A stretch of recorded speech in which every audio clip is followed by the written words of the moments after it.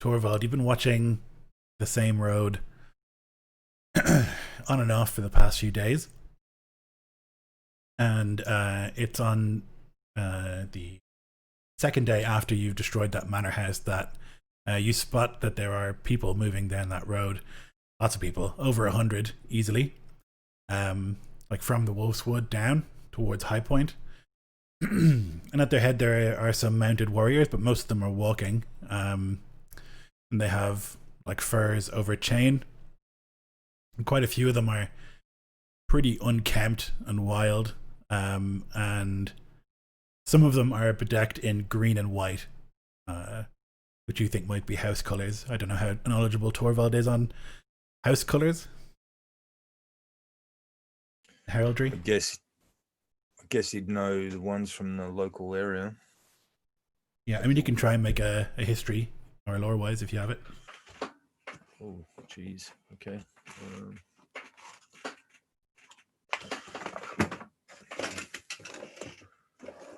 Just gotta find some dice here. Natural 20. Oh wow. Waste. Okay. You think it's House Little, who are a mountain clan house, from up the mountains there, north of Winterfell. So it's a long ass way for them to come, but they seem to be going to High Point.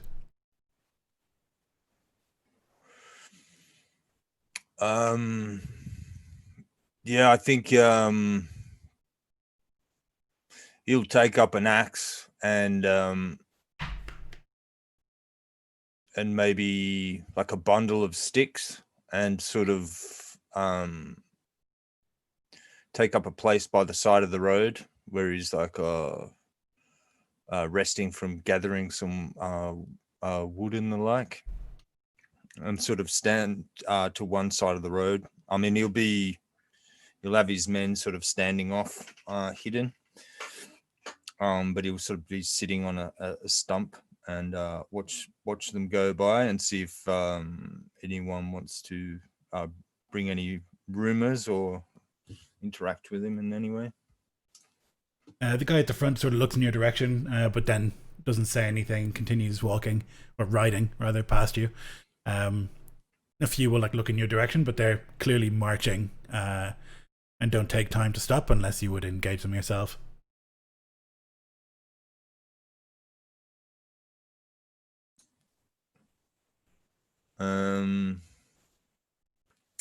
Is there any sort of more camp follower types? Yeah, towards the back Rather there'd be than- like a supply area. There'd be a few people following with supplies and wagons and whatnot. Yeah, I think some of the slower crew at the back, maybe he'll walk up and he'll say, what time of day is it? It'd be like late morning, at noon. Good morning to you. Kindling for your way? They look between each other, and one of them sort of scratches the back of his head. No, we're fine. Just went through a forest, don't you know? Aye, but there's wet wood and green wood. These are nice and dry, so save you a bit of searching around and more time to put up your feet and the like. Consider it a gift. And I'll kind of heave the bundle of kindling across.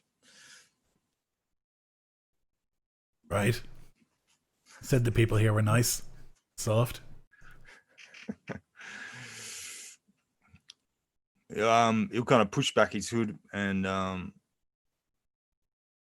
squint along the line of folk receding into the woods and like try and sort of keep up with this guy for a little while. Where are you all marching off to then? Heard there's fighting hereabouts. High Point. Oh, Some fancy castle. well, you're not fighting them, are you? I'm not I fighting wouldn't- anyone. Oh, phew. Heard dark words flown in by dark wings. He sort of shrugs. Don't know. Just do what I'm told. Bring the stuff. Feed the boys. Well, good luck to you. Long walk through the wolf's wood from the mountains. For what? He shrugs and spits. Don't know. Lord stuff. Well, they like to look down on anyone who's not of the seven. I'll tell you that much. But we won't be popular then. No. Seemed odd to me as well. Why we'd come here when there's lots of proper houses up here, but don't make the rules.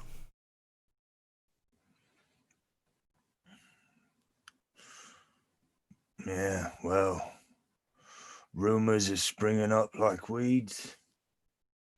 I heard the old wolf might be calling himself king in the north. What with the others set to fighting each other in the south. Old Cregan.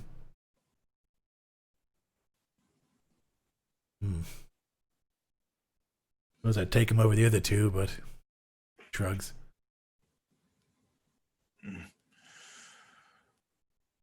Well, good luck to you. Yeah, you too. House Little. Okay, interesting. And we'll return and take up our post, watching the ways.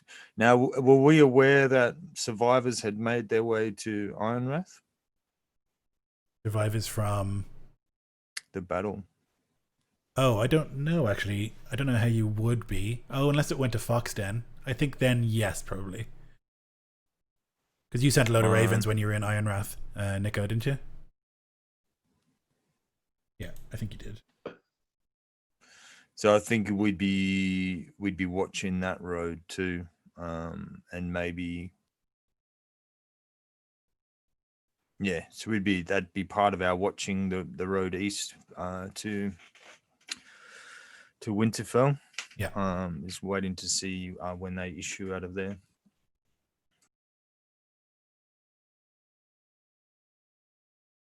There's a day goes by, and again, sort of early afternoon, there's another group. Over 100, making their way towards High Point as well. These are arrayed in blue, but have a similar look to them. You think probably also mountain folk, maybe. They don't look as clean or as kept as the Northern Lords tend to, at least compared to how you look and how these guys look.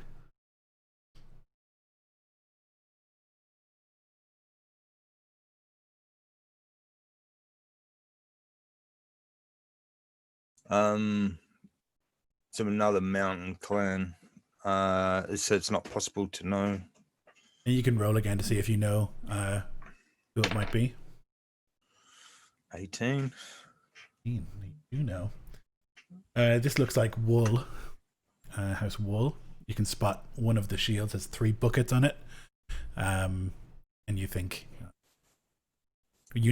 that's a House Wool sigil. And what was the other one? Liddell, like double D or little? Oh, okay. Yeah. Got there. What the hell are they doing going to High Point?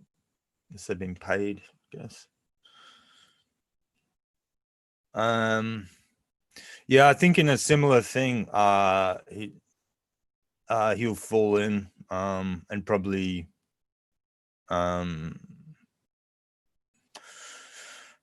taking up the guise of a wainscotter. He'll be like trying to sell maybe some dried apples to them or something, and generally just trying to pick a bit of info and take what small rumors he can away and leave behind ones that,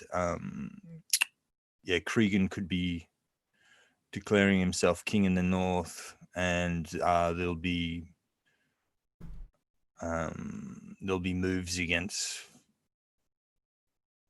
the worshippers of the Seven who align with the Southern Kings, or there'll be suspicions cast upon them. A grim eye. Yeah, the conversation will be almost identical to the one you had yesterday, where the guy is pretty tight-lipped and doesn't have much to say because he doesn't know much. Just doing his job and being forced to walk a long way. It's more so he'll pass that rumor amongst the other folk.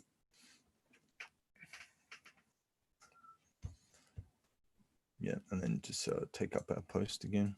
Yeah, there'll be one of your boys will tell you that one of the eels is at the manor sniffing around, likely looking for us. Do we want to go and talk to him?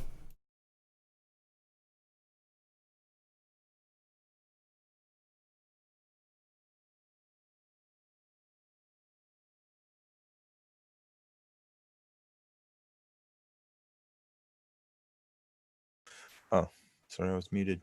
What does he mean by the manor? The place that you attacked and burnt. One of the eels. Oh, okay. Yeah, all right. I see what he's about then. So Niall and Sir Horch, you would have come in like a pre-dawn gloom to the site of a burned manor house in the woods, in the Wolfswood, drawn by the smoke. And you can see that there are like the place is burnt to the ground. And outside of the walls, that there are some people sitting there, just looking sort of despondent. And this woman runs up to you when she sees you approaching, and like tugs at your leg. Sanctuary. Wildlings came, my lord. Wildlings. And they killed my husband and my son, and they burnt the whole place down.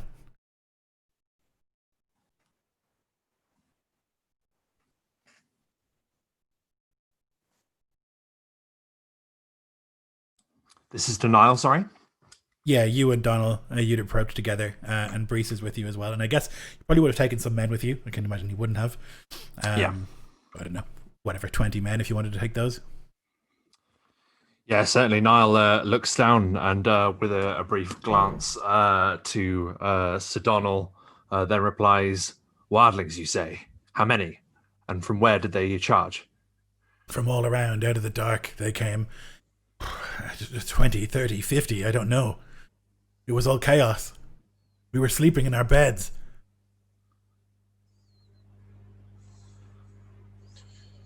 Who is your lord? Who offers you? Whose protection do you fall under? It was my husband. And your husband is?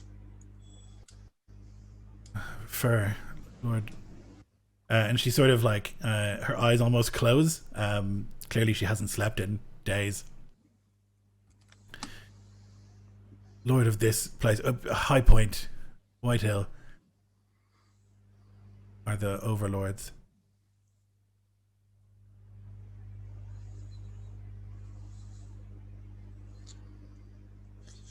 Then I regret to tell you that you are our prisoner and you will travel with us. There is war between High Point. An act of war has been declared between High Point and Blackmere. And we do not hold you personally responsible for your lord's actions, but as the wife of one of his lords are these your children? He says they can be. Sir Donald, Niall will intercut. While I appreciate the initiative, taking these survivors prisoner is hardly the right call here.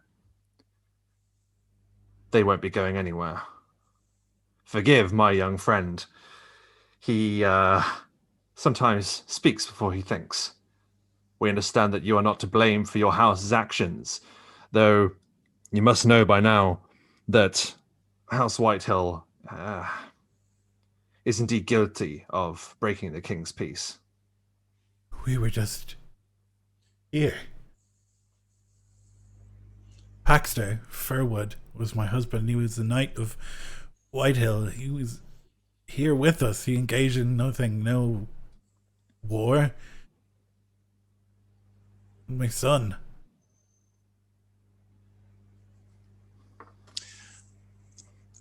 Now, I hear what you say, Lord Snow, but I am also a knight, and I have taken these people prisoner, and it will be our Lord to decide what is to be done with them. Do you forget, Sir Donald, we ride for Winterfell. It can hardly be delayed by taking prisoners of people that have done nothing wrong.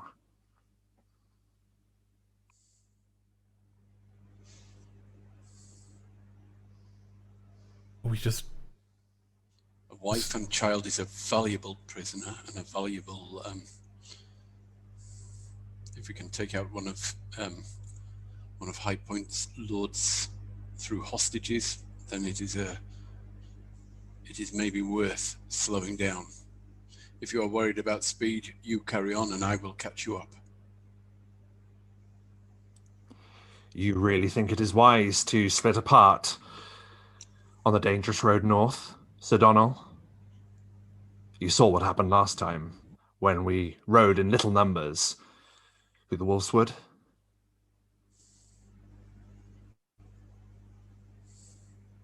If it is your intention to do this, I shall not stop you. But we can bring this matter directly to Winterfell ourselves.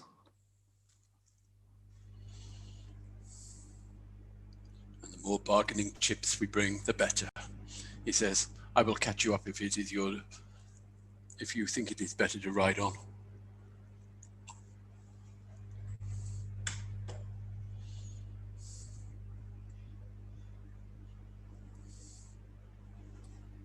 And with that, he grabs the woman and pulls her up on the front of his horse, and says, "We'll see how much she slows me down." We've done nothing wrong. Simply being here. You will not be attacked by wildlings whilst you are my hostage. So you say that, and then Torvald, you'll see in the gloom, you and your men can see the eel. But as you say, Lord Snow, we ought to hurry. And he kicks his heels in and carries on up the road. Yeah, Torvald, you can see them sort of standing around outside of the ruined, the fiery, smoky ruin of the manor.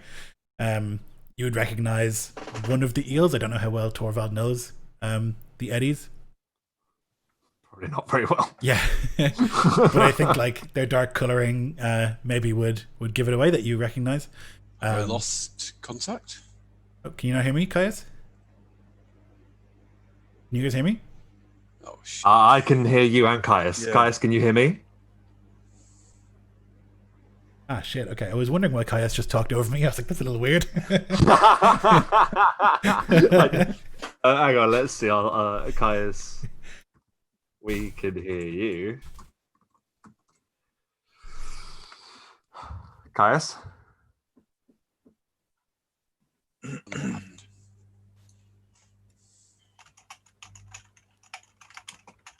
Oh, it's been an age since we had a Caius tech issue. It seems crystal to me. Yeah, it must be. It must be that your headphones are yeah. Who's lurk? Who's lurking there? That's Nico, I reckon. Going out for a smoke would be my guess. Can you hear me now? Yes. Yeah. Oh, yeah. We could hear you. You just couldn't hear us. Oh no. Oh. I can't hear you. Oh, still loud.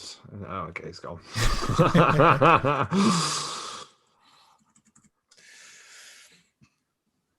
Well, maybe while Well, he's busy grabbing some woman and pulling her that's onto it. the While saddle. So he's doing while that. he's wrestling with a slightly uncooperative woman across his saddle horn. I'll kind of step out. I guess I'm still in my wainscoter outfit. And I'll have like a pair of rabbits. Yeah. And I'll knuckle my forehead. Oh, my lord. How goes it? Are you traveling with many soldiers and stuff, or are you guys alone? 20 men, apparently. Well, I mean, you can take as many as you want or as few as you want. I think 20's fine. I think. Wow. I think it would make sense, given that you were nearly killed in the woods, to take. You'd be paranoid, Yeah. I think, and fearful to travel without. Yeah. Well, you're quite close to White Point, really. Yeah, you are. Yep. Yeah, well, I mean, if we could have more, I wouldn't say no, but at the same time, I don't want to take liberties, however many we could have mustered to bring with us. There's a forces dock somewhere, and you can see where all the boys are or whatever. But I mean, you can take as many or as few as you want. If you want to travel with like a huge amount of boys, you can do that. It's up to you, really. I don't know. I think you would have been in communication with Rickard probably, and he would have given an estimate of how many, if any, Well, to bring. the last communication they had was to rally the forces ready to attack them. So we would have had people mobilized. So Yeah.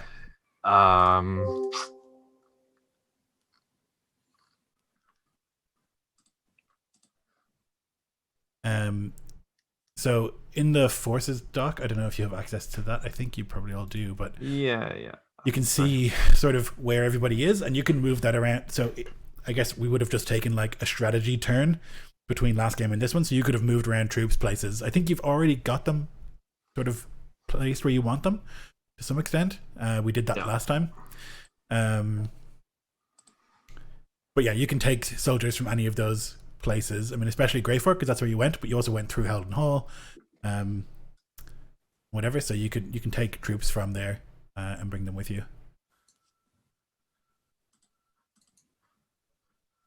Can you hear now, Caius? Yeah. Yeah. Yep. Okay. Cool. Back with us.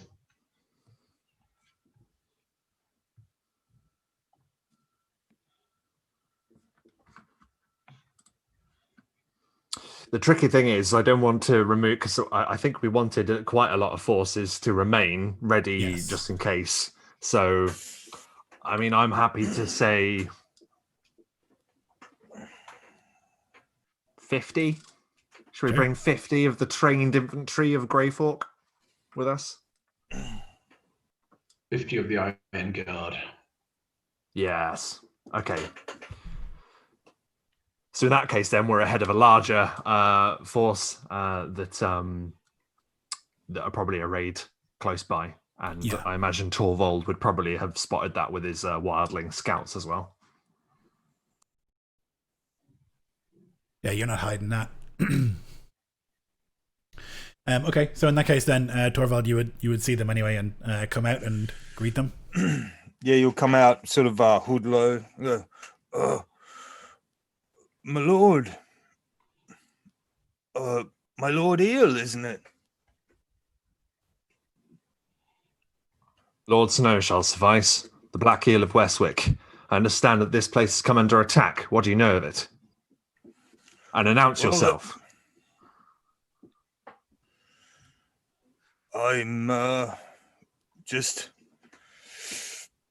just a local hereabouts. Someone who found some lost rabbits, my lord.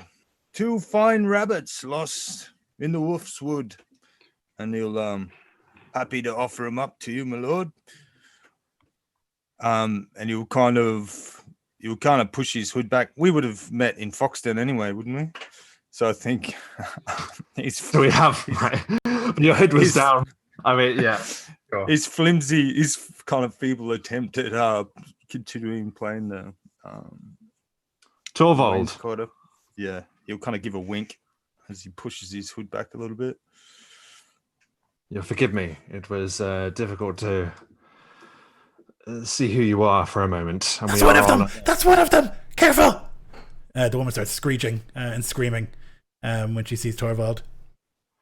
Yeah, the situation She suddenly like dawns on tries Niall. to wrestle out of the seat to get to her children. So unless you stop her, I Donald. stop her. Yeah, okay. I stop her. She's like clawing at your face to try and get off the horse to get to her kids because she sees I'll wildlings. knock her unconscious if she's being violent. The kids start howling and screaming. Do you think she'd recognize us? Like we had painted faces and. I think it's a case of like you look wild compared to other people. Do you know what I mean? Like as in hairstyles, like you'd look more like a Viking than a lord. I think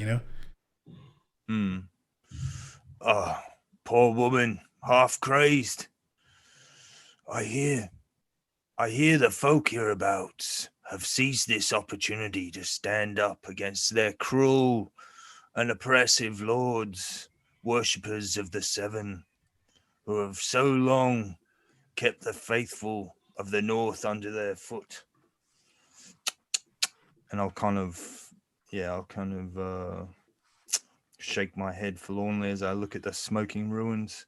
And of those foes, so efficiently dispatched, how many of them were fighting men? Well, rumor has it some of the men that so evilly set upon the Lord Slate to the north in vicious ambush retreated here, and yet all they found was a grisly death. Some what do I think, Lloyd?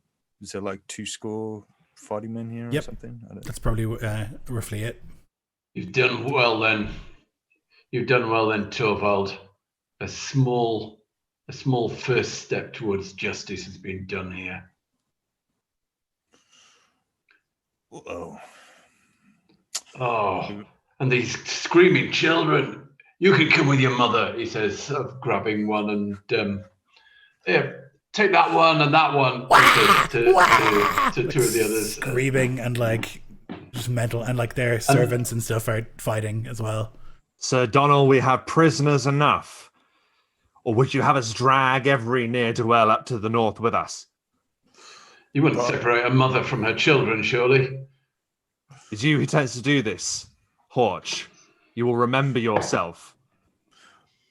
I can't say screaming women and children's a good thing to go dragging through this area into the court of the old wolf. How about one of your men or one of mine takes him on up to Foxton? That sounds like a better plan. So long as we have them as hostages. Very well. Anyway, That'll suffice. And he gives a nod. Sorry, go ahead, Craig. Anyway, we better. We're a bit close to the White Hill, if you know what I mean. What's your orders? Once we had delivered our news to all at the Stony Shore, well, not so much orders, but instinct drives us north to Winterfell to join our lord there. Ooh. Better brush my hair, I guess. Come on then. Yeah, Niall will fall into to step, mounted.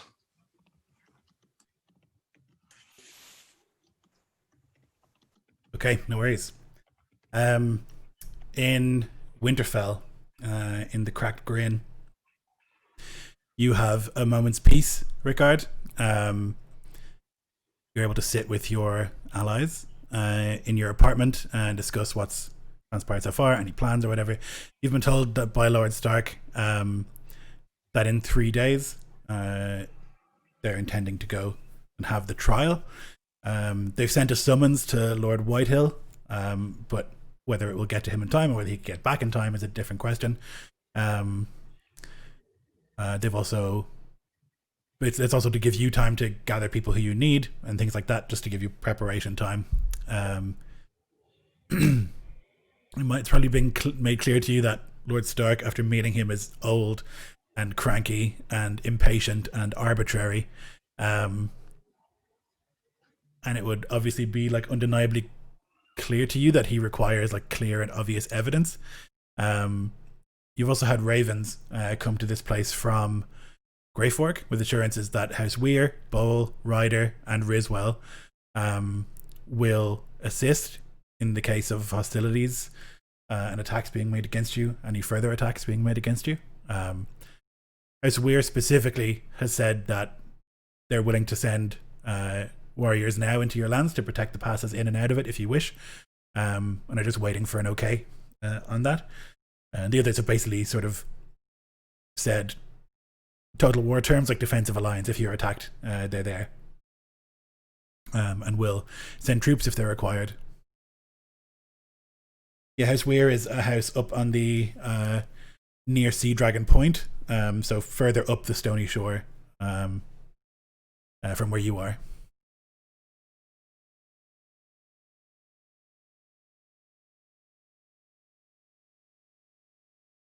Yep.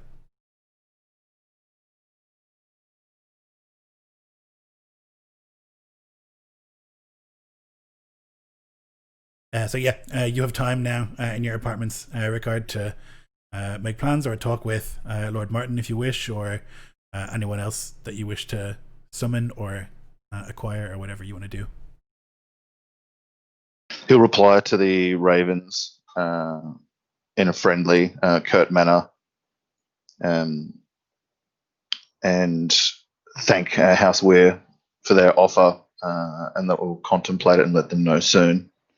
I don't know if I think that would be provocative, and it's ironic. I don't know of House Wool and the other mountain clans being gathered, so we want to provoke further and follow Cregan's will. So maybe foolishly, I'll forestall that offer, and then once they're done, he's similarly impatient as Cregan, out of a growing anxiety. So he'll go and seek out Sir Laenor for word of his scouts if they've seen sign of our party coming to Winterfell. Knowing that the knight would have sent a squire to tell him at once if that had been so, but needing to fill the nervous void with that useless curiosity, he'll put down the quill, dust the sand off with a and nod to the maester, and once he's seen to the ravens, he'll go at once to find the knight. Since you own the Crack Grin, the top level apartments have been given over to you. It's property of House Slate, and so I think there'd be enough room there for Laenor to have his own suite. Probably too generous of a word for what it is, but pretty opulent for Wintertown, I would say. And yeah, you can wander through your apartment and come to his door and rap upon it. Along the way, I'll specifically look to enter swiftly upon slate guards who might be like lounging or slouched or gambling or whatever it might be, not sharp and ready for some treachery at once, and not make any sign of rebuke to those I might catch in that offence as I go, but just like walking swiftly close enough to them that they know I have marked that or them away to the door, and I'll rap twice and then step back, put my hands behind my back, and look at one of the grim-faced guards on either side of me while I wait for a response from within. After a short moment, the door will open, and Laenor will see you standing there, ready. My lord? No word from the King's Road South, sir.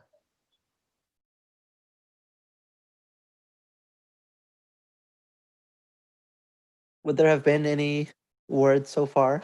I imagine not. No. Like they're making the journey, you know that, and they're bringing upwards of 50 with them. But between leaving Foxden and getting to Winterfell, there won't be probably a chance for them to send another raven. We know that they're on the way, but there's no sign of them yet.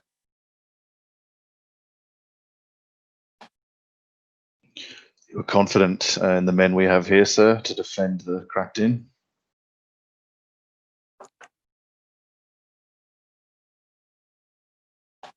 Yes, I believe so. It would be, I think, unwise for anyone to cause trouble in Winterfell itself. But we have people here at the ready just in case.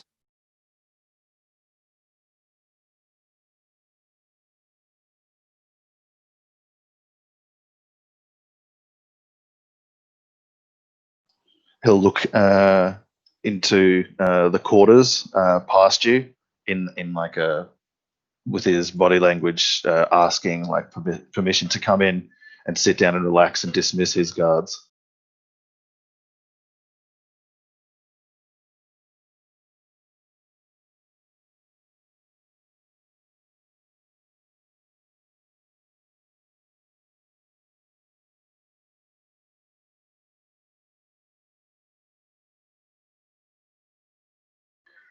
Once the door closes behind them, he'll say, "It irks me, my lord, that time is running, and that is for the benefit of our foes.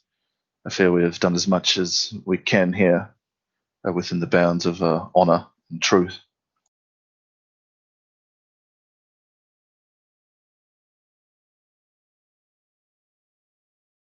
You seem Understood. comfortable in your patience. I confess I wish I shared it, my lord.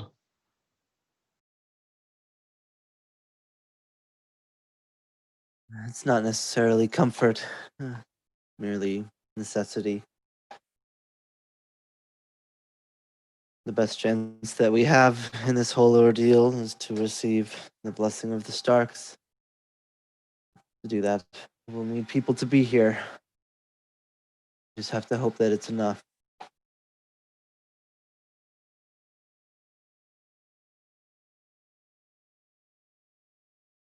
Time does certainly suit our enemies here, but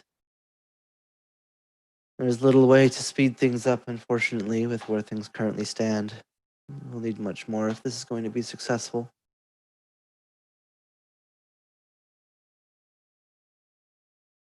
Such as?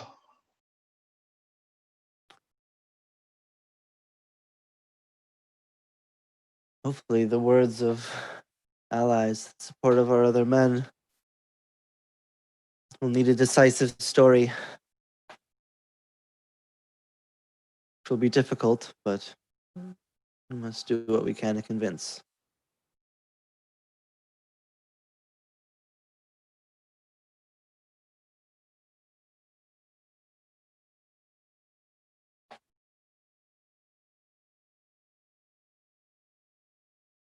And should the ruling go against us?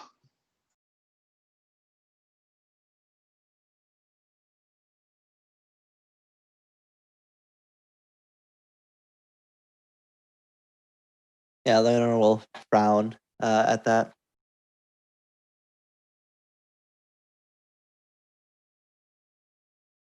At the very least, we should hope that Stark will just order us both to cease and not place blame upon us for what happened. That's the A worst victory. case that must be avoided. Victory for Whitehall.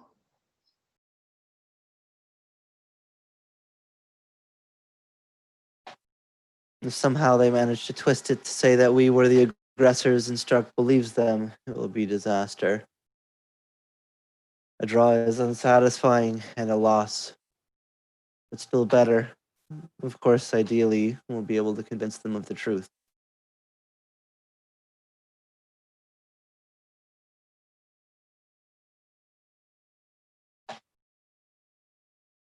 I'm not familiar enough with the Lord Stark to know exactly what that will take, if it's even possible, but we must try.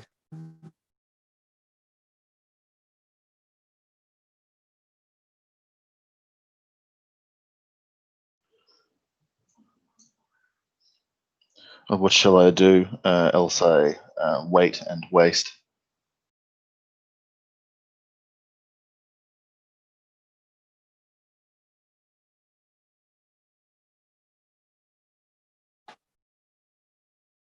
Hmm.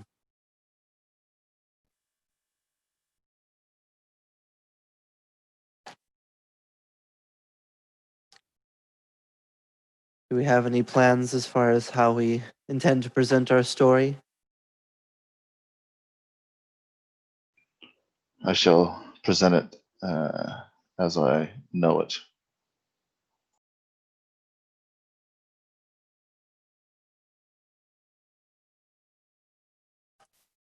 If there's any way to find out how they intend to spin things, it would be valuable so we can try to counteract it ahead of time. Or catch them in lies or omissions. But I don't know if such a thing is possible to discover.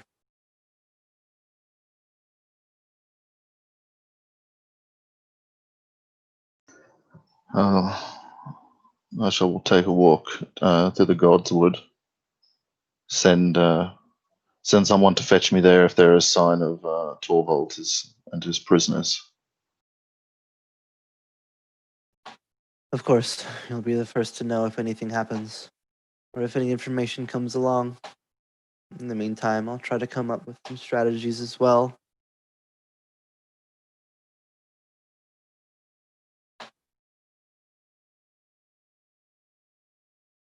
He'll nod once slowly, and then stand up, but then stop as you go to speak. Yeah. And in the event the need arises and words fail, do not hesitate to use me as the sword as well. If the trial comes to combat, I'm ready to stand.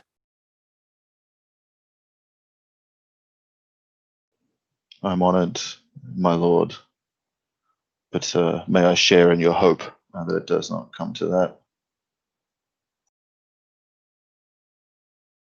Yes, it's not ideal, but it may be necessary. I would not leave this profound scar upon our house and this unslaked thirst for justice to the chance of a duel. Your skill and martial valor is uncounted, but there is trickery and treachery within that circle as well, my lord. And it must be the law and irrefutable pronouncement that is the sword for our victory.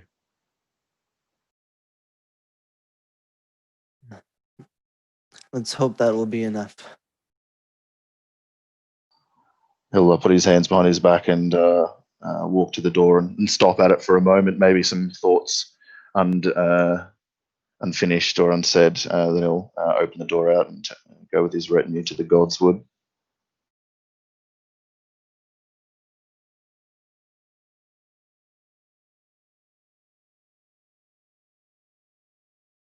Yeah, it's like a pretty pleasant walk through Wintertown up to Winterfell itself, and then through courtyards and eventually through to the actual Godswood itself. It's like surprisingly warm in Winterfell. It's always a surprise. It's built on some ancient magic. And the Godswood itself is maybe less impactful than the one at Ironrath. It's lacking the enormity and silence of that place, but still the massive weirwoods at Winterfell are impressive.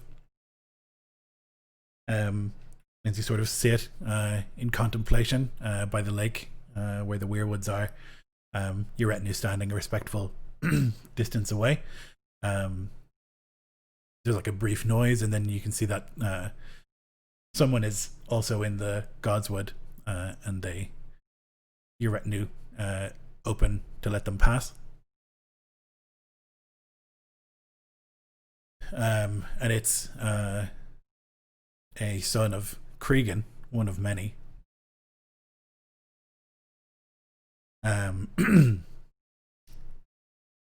sort of like look at you and then at the weirwood, and sort of stand next to you for a bit, just sort of in quiet companionship.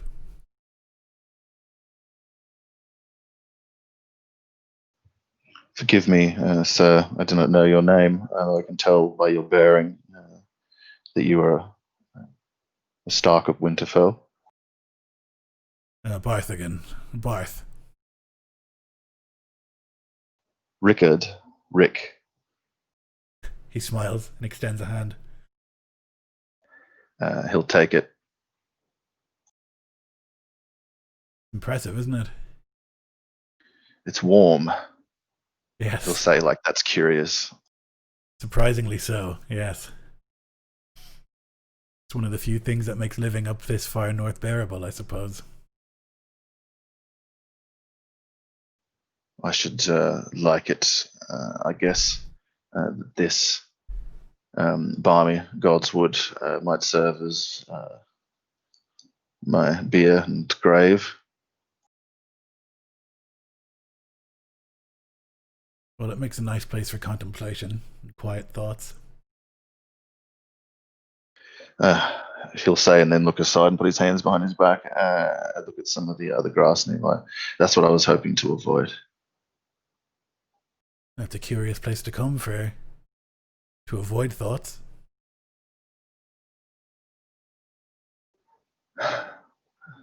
Answers, he'll say, admittedly.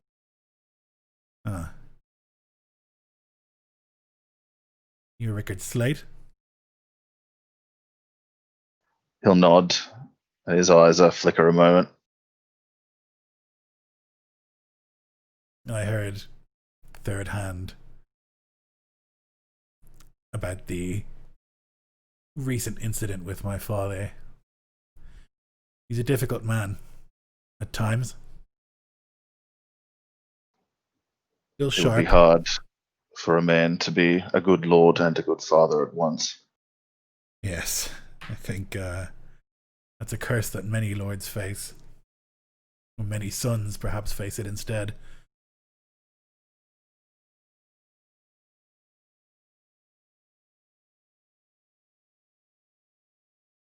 He is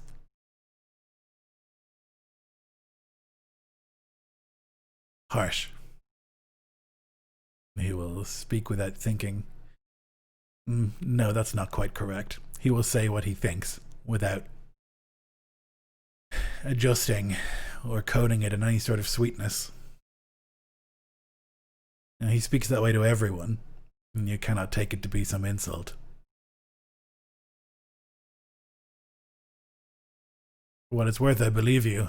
I've always had suspicions about Whitehill. There have been stories about them that they are devious through the ages. The house doesn't just... Those rumors don't materialize from nothing, in my experience. Rickard will put his hand on Barth's shoulder and look to him and say, both our houses share those sordid tales. We're no different in that respect to the Whitehills, and of your father's harshness, I shall count upon it. Yes, be ready for it. And don't let it cow you.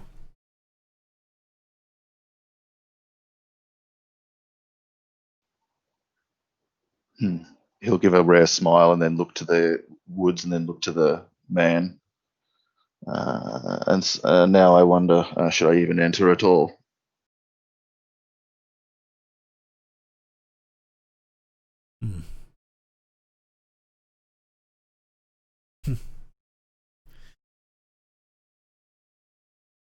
I find this place gives me more questions than answers, mostly. But usually they're useful questions.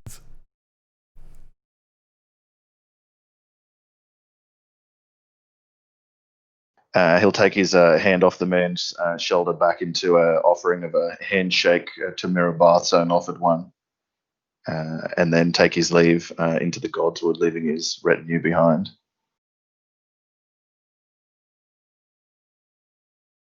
The next day around lunchtime, Lenor, one of your men comes to you and says, "There's a man downstairs wishes to speak with you in the inn, my lord. Peak, knight. a Whitehill knight. He's not armed.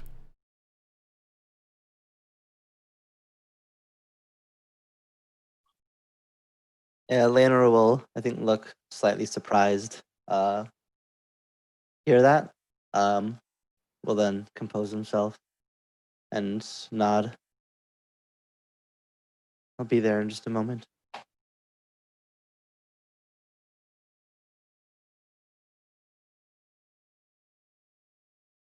And he'll ready any things he might need before heading down that direction. Sure, slide a knife into a boot, just in case. Yep. Yeah, you can make your way downstairs into the inn, and there's like a corner booth where there's a man sitting. He's tall, dark haired, with like a mustache. When he sees you, he'll rise and raise his hand. Lord Martin.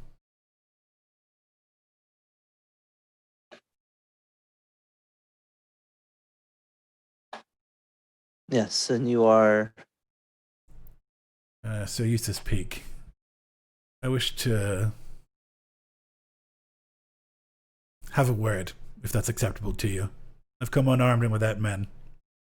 I know that things are difficult between our houses right now.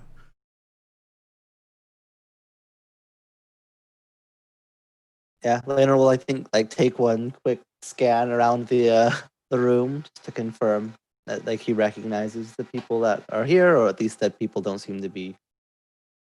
Yeah, I mean, over half the people who are in the inn are like men of House Slate. Yeah. Either directly or indirectly, because it's owned by the house. You don't think you're in danger here. He's also not armored. Like, he is in the picture, but he's not wearing armor. Mm-hmm. Yeah, Lanor will motion to the seat that the man rose from, and take a seat across from him. I've heard a lot of things about you, mostly good.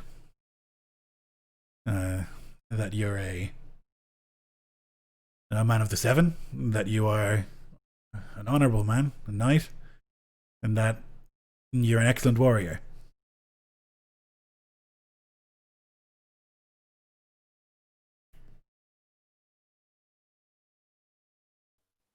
Am I correct?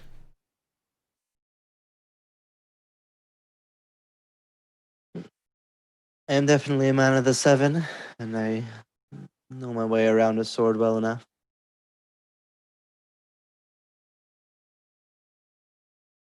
There's going to be a trial. And in my experience, when a trial goes badly for one side, they elect the option to fight a trial by combat. That has often been the case. The side realizes that it's losing the argument and then decides a trial by combat is the fairest way to settle it. If that is the case, I will be fighting for House Whitehill. That's my charge, my duty. And I believe that you would be the one fighting for House Slate. That would be the most likely option, yes.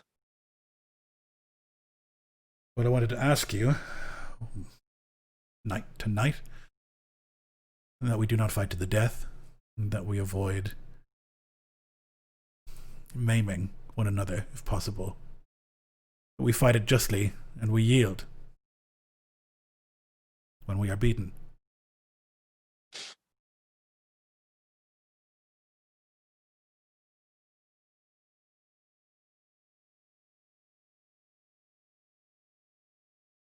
Yeah, Leonard will kind of, I think, look this man in the eyes, try to like get a sense of him. Not even to the point of like needing a role or anything, but just trying to like get a measure of this man's honesty. Yeah, he'll say, I have a wife, I have 2 children, I do not want to die over this trial. I am certain that you don't want to either. I don't want to lose a hand or have my face cut in half. Not over this. I understand that there was something that happened in the Wolfswood. I don't want to get into details with you. I don't expect you to give me any answers, nor to ask me any questions. My understanding, though, is that if it comes to a trial by combat, it will be you and me. And there'll be little time before that in the room to discuss any terms. So I thought perhaps now we could settle on terms. Just in case.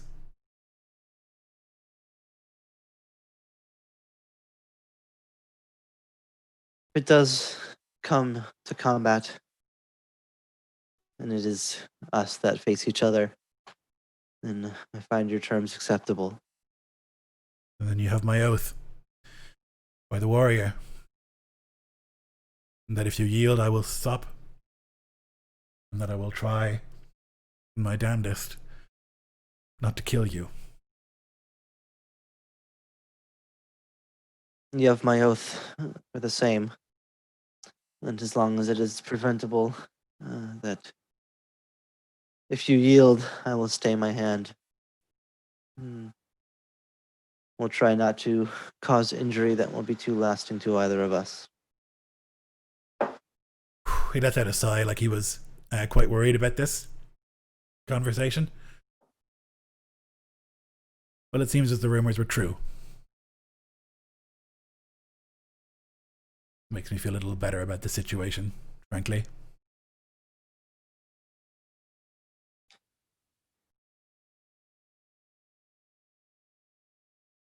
Yes. I had no hand in whatever happened. I cannot speak to the details of what happened. I don't know what happened. And apart from that, there was some fighting and people were killed. I know little more than that. I know that Lord Seri is certain of what happened, and I would imagine that your lord too is certain. But trust that I am not involved in this trial beyond the strength of my sword arm.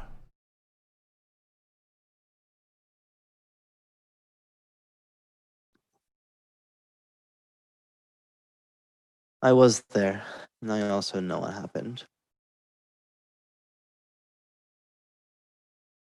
Is there anything else? No. I pray that the gods will find the truth of the matter. And I also pray that we are not forced to cross swords. And I thank you for your time, Lord Martin. I pray the same. If you excuse me, and he'll rise and make his way out.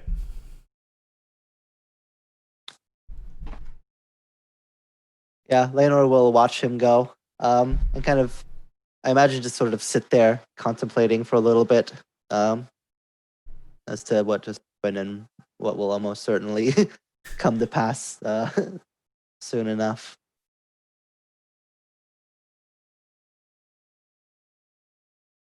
Okay.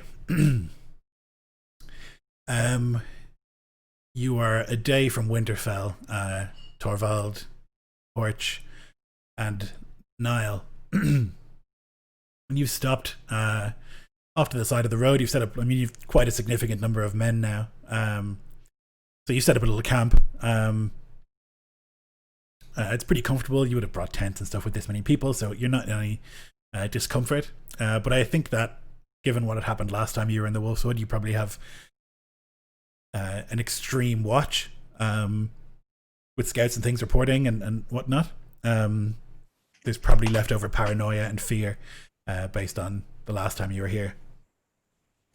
Yeah, on that matter, I think I would have left. So I've got 50 Northmen. I would have left 10 to watch the cross or the roads, so we can keep count of how many forces are coming or going from Whitehill, at least in the northern route.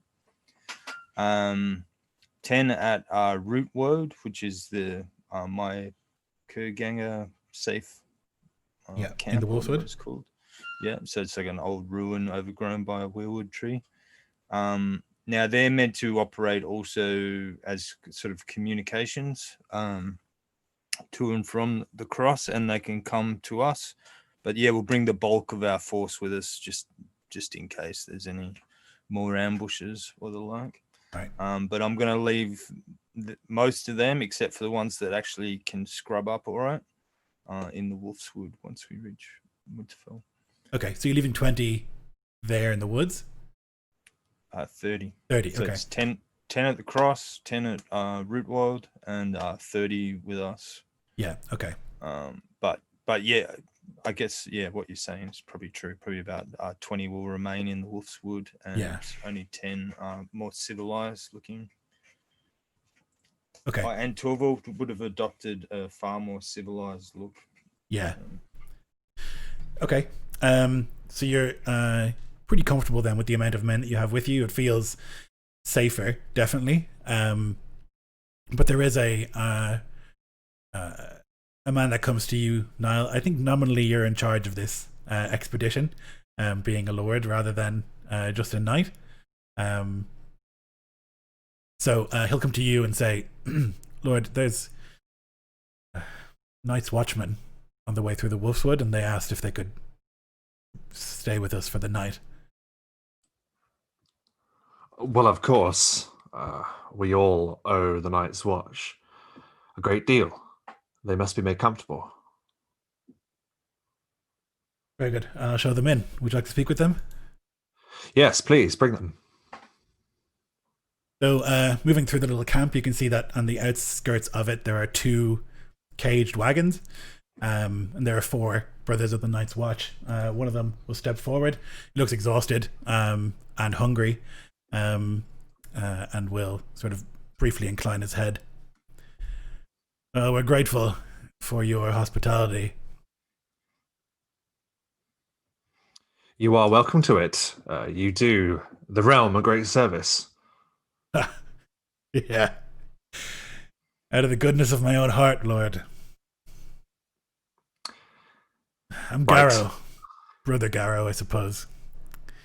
We're doing the rounds, gathering up volunteers and ne'er-do-wells, criminals, rapists, scum. Any here that we can take? He says, with this like grin on his face, as you can see one of the other guys has like opened the cage and is dragging one of the criminals out so he can relieve himself in the woods. You hear that, Sir Donald? They're looking for volunteers.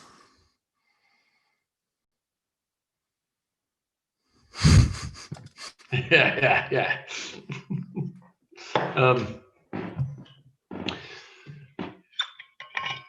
I'll wait and see what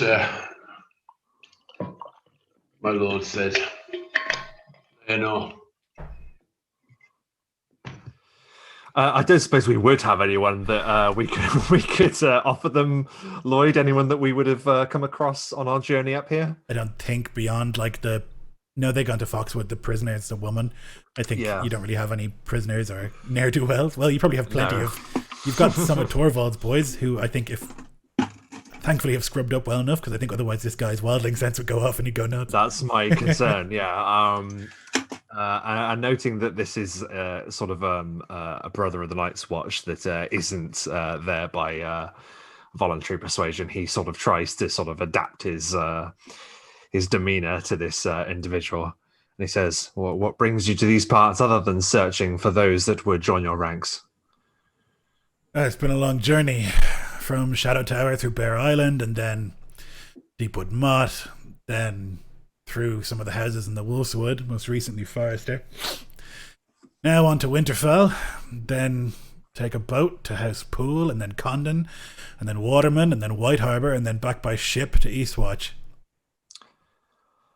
The Wolfswood, you say, Brother Garrow?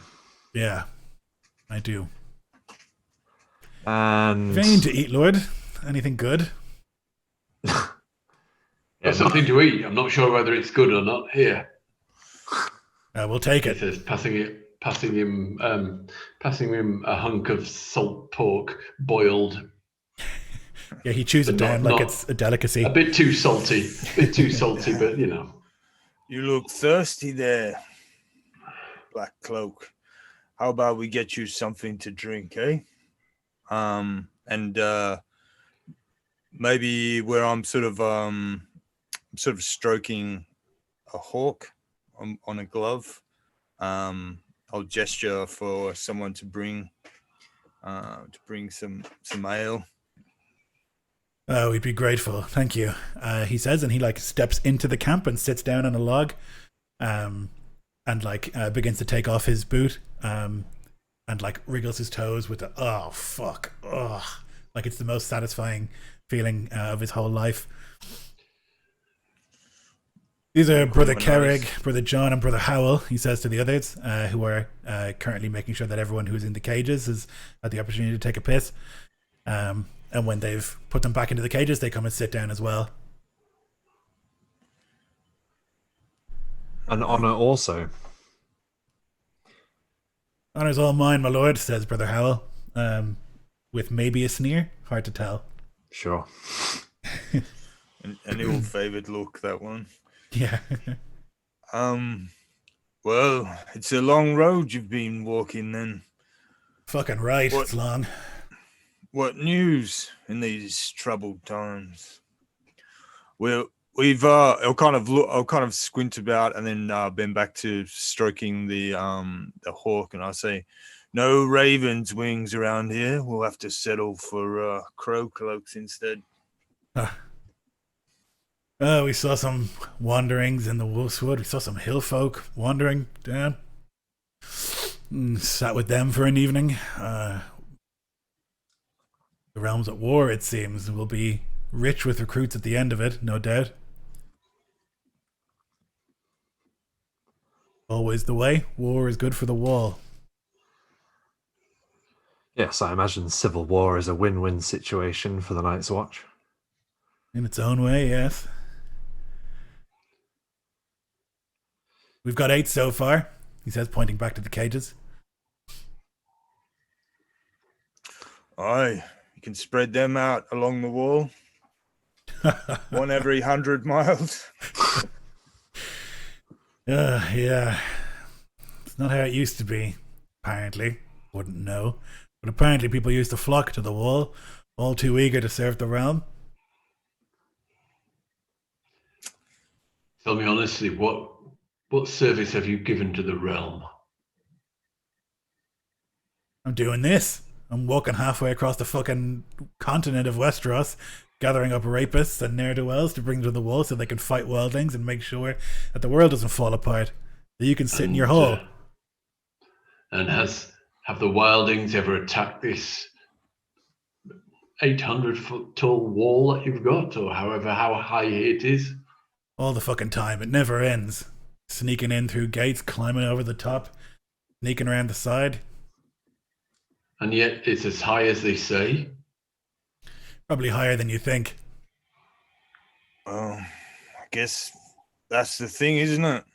You put a big wall somewhere, one side thinks it's for keeping people out, and the other side thinks it's just for getting over. Yeah. Well, they don't make anything other side of the wall. All they do is steal and take. Oh, yeah? Yeah. You been far north of the wall then? Not far. Only when I'm forced. Miserable out there. Oh, yeah. What are you doing north of the wall? When we go ranging. What's that involved then? Killing wildlings mostly. And we can find them. Getting supplies, hunting, all the rest. Oh, killing and taking, is it?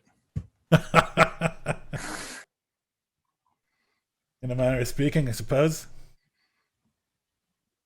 The brother has taken an oath, as have we all in service, and good service too.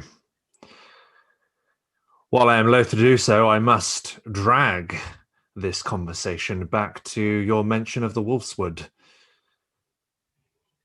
You mentioned that there were wanderers there. Yeah, mountain folk. And you confronted these mountain folk? No, we sat and had a beer with them. How was the beer? Yeah, it was better than this, I'll say. Swigging on the stuff he's given him. One of the mountain houses up north there. Grug or something. They all have these stupid names.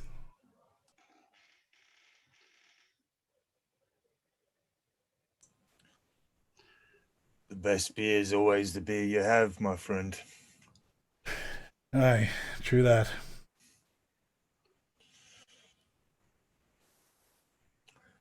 You Do we find us in know- ill is it- spirits because our lord has been recently killed.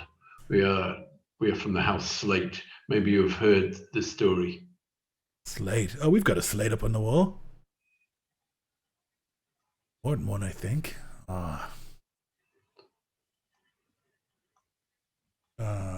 He like scratches at his beard for a second. He looks to the others, and they all sort of scratch as well. They leave behind their names when they go up to the wall. Is that not so? Yeah, easier for some of us who never had a name in the first place. Yeah, they're supposed to let it go when they get there, but still, there's lords and there's not.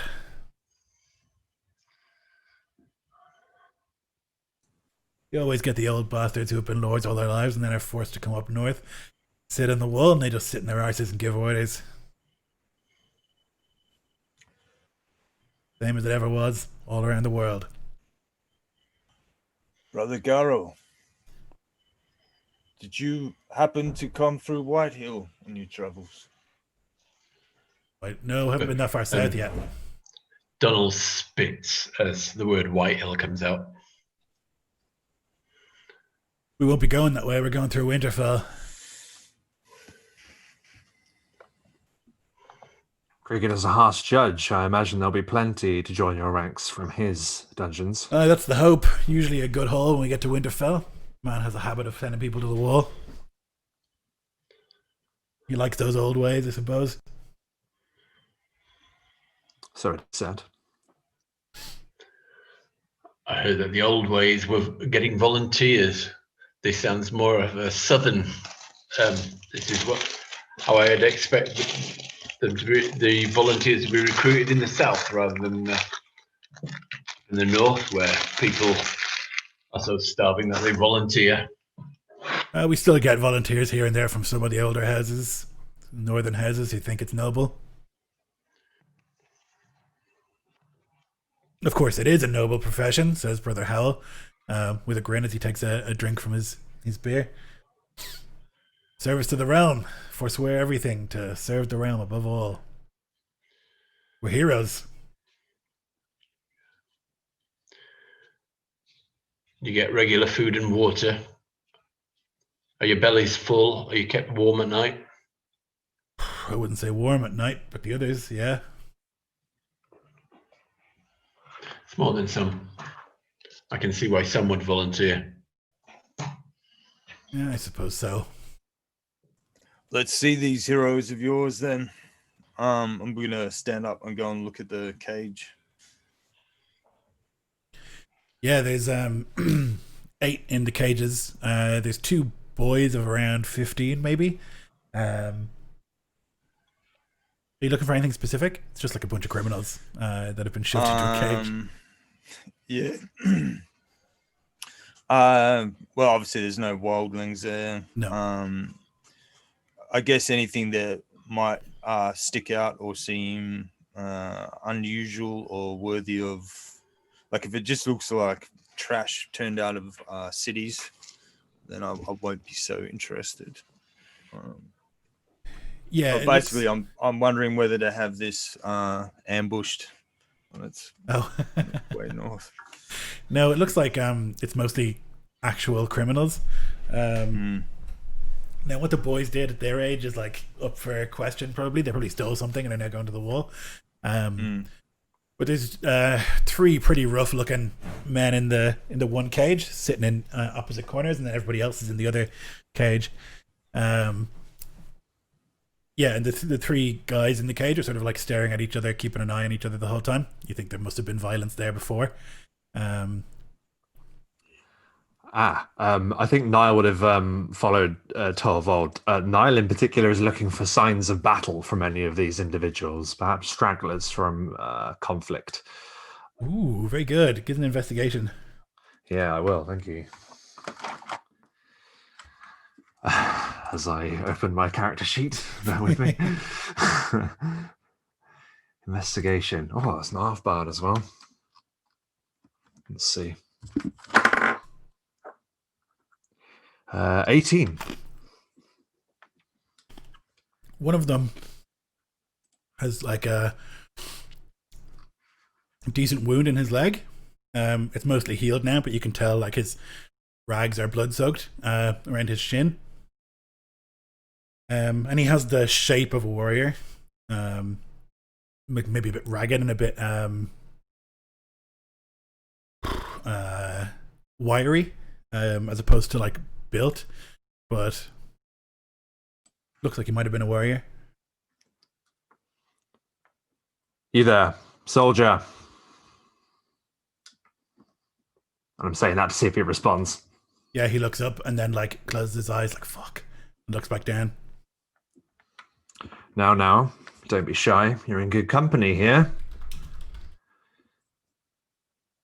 Who did you serve before you landed yourself in this cage with such pleasant company? The realm, I suppose, manner of speaking. Well, that's the interesting thing of late. Different people serve the realm in different ways. It's not necessarily serving the king now, is it? Which one? The only one. Uh-huh. Your name, soldier? Royston. Royston. And from where do you hail, Royston? White Harbor. Pretty confident he's lying about that. You don't strike me as someone from the city. I have ancestral ties to the place, and those that dwell in White Harbor have a certain bearing about them, one that I'm afraid that you lack. Brother Garrow, do you have the keys close by to this cage? Yeah. He'll like reach under his furs and throw them towards you. You can catch them. He does, and he motions for some of their men to sort of line up by the cage. I would have this Royston extracted from this company and brought to the fire. We shall have words.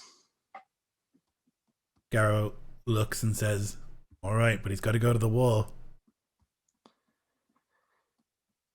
Indeed. Yeah, you can drag him out and sit him on a log by the fire.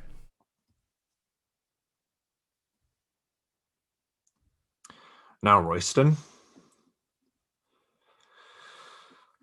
we have a very busy day tomorrow, so I would like to keep this brief. And the briefer it is, the easier it shall be upon you. So I shall ask you again, from where do you hail? King's Landing.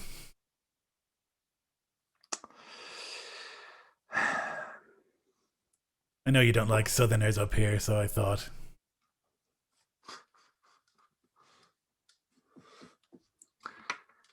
I think Niall is going to look to Torvald and then look back to Royston and see my friend here. He is well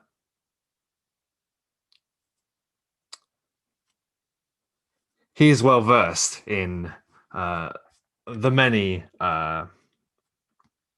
houses and the many factions of folk that move freely around these parts. Him? And yes. Looks like he can't read.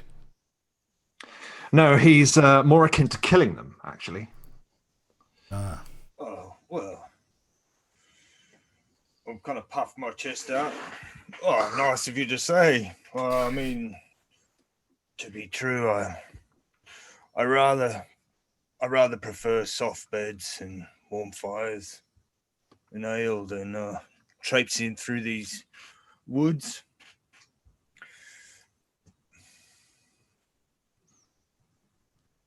If you tell us the truth, we can make your life more comfortable. If you continue to lie to us, then I shall have no choice but to allow my friend here to introduce himself far more intimately. I'm already going to the wall. How much worse can it get? Brother Garrow, can it get worse? Fucking right it can. See, there you have it. From the crow's beak. Again, I ask you, and for the final time, from where do you hail? High Point. See, there we have it. Not so difficult. Brother Garrow, whilst this individual will be going to the wall, he shall not be accompanying you there. I give you my word as a knight of the Stony Shore that he will be delivered there. But we have use for this Royston. We have a use for him at the wall, and we've acquired him. Can you provide us with supplies, food, gold in exchange for him? We can provide you with supply. We can lend our influence in Winterfell. The new Lord of Slate is there, and perhaps your cooperation will win his favor, and they've always done well for you at the wall, as far as I know it. Can't man the wall with perhaps. Then I'm sure he will. I give you my word that you will be compensated. The Night's Watch will benefit greatly from your cooperation in this regard. He looks at the others from the Night's Watch, and they sort of like huddle for a second and talk. And at one stage, Brother John sort of like looks in your direction and then like goes back into the huddle. And eventually they sit back down. All right. And Niall will smile. Okay. So let's take our break there, and then we'll all be in Winterfell. Right. Back in a sec.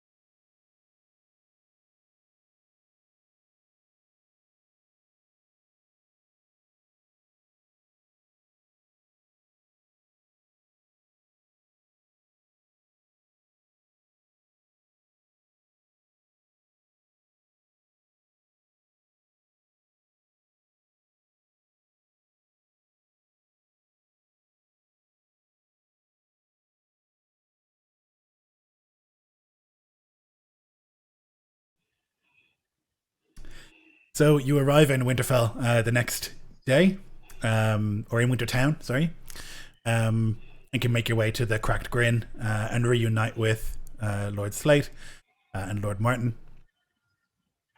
The Cracked Grin is now quite full of people, considering how many you brought. So you'll have to spill over into some of the other inns in Wintertown. But it's not a particularly busy season, so well, it's busy, but not like a lot of lords are visiting Winterfell at the moment because of the news of the king, but not a lot of small folk. So yeah, you can spill out into the various inns of Winterfell and yeah, find yourself reunited at last.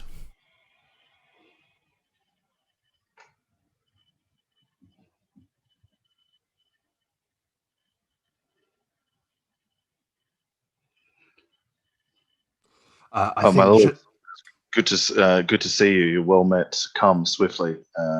Tell me anything of note from your journey. Lord Rickard, as ordered, the men are mobilized, prepared for any word that you should give. But there is more.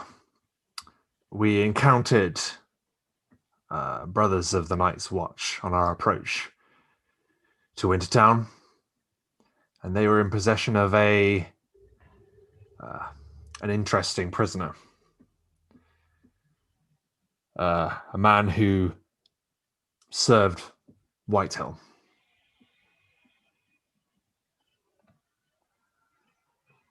In what manner did he serve them? Yet to be concluded, Lord. I felt it prudent to get him here undetected, so that we may learn if he is relevant to our upcoming case.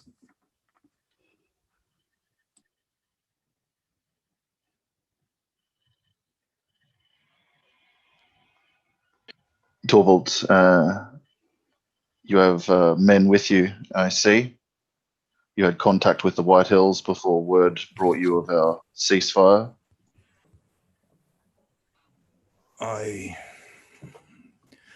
Condolences, my lord, in the loss of your father. And I heard a rumor that Mordor also has fallen. Is it true? And my hand will go to a large tooth and a thong about my neck. Wouldn't have thought it possible. Thought nothing could kill that. And I'll go to say bastard, but still my tongue. He fought like a man possessed, maddened, and slaughtered, and died many times before his true death found him. A point of valor and success upon our darkest day. A great loss, a great loss. But to your question, my lord, it seems the people long suffering under the yoke of Whitehill have begun to rise up. And there was a manor house along the road that was burnt down and ransacked. Some said it the work of wildlings, and rumors abound. Some think that the Grey Wolf seeks to become king in the north and will drive this insidious house of Whitehill from the north. But yes, I have some men. I brought some of the better kept. I'm told you had contact with the enemy and took prisoners of those fleeing the ambush that slew my father. I'll kind of look around and see how populated this room is with. I assume we've got a pretty inner circle of trusted followers here. We'll be in Sir Lainel's suite, which would be like the best place in the Cracked Inn. I think Rickard would be staying in Winterfell at the Lord's pleasure. Aye, So there we'll was gather some. just us captains. Aye, there were some stragglers snapped up. They're kept with my men in the Wolf's Wood, though they've many tales to tell, not all that may cast you in favourable light. They, for one, may speak of wildlings attacking, if that's what they thought it to be. I assume this is not a story you'd have bandied about. He'll level his eyes. Speak plain. What do you mean? Do you mean of yourself and your men? Fear not wildlings, but slate men. Aye, but that's not how they see it, is it? That they were captured by you in a wildling's manner at my orders it is their prerogative to wonder about that. But I'm more concerned with the tale they would tell of their infamy. As you say, to this matter, the prisoner huddled under the cloaks of the crows may speak a better tale, for he was not present at the manor house. But they stand close by if you require them, my lord. Well, I shall on the morrow for them to bear witness to their deeds. I'll hand them over to Cregan himself to judge them and their stories, feed them and see them well guarded. And as for your man, Sir Niall, let us press him now, my lords, and he'll look to the door and we'll go to speak to that wretch now.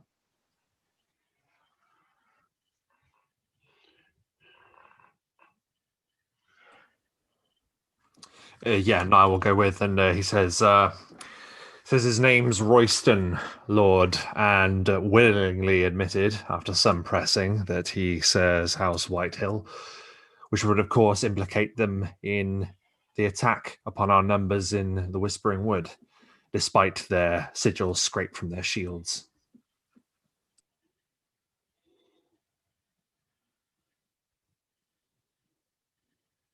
And he's been checked thoroughly.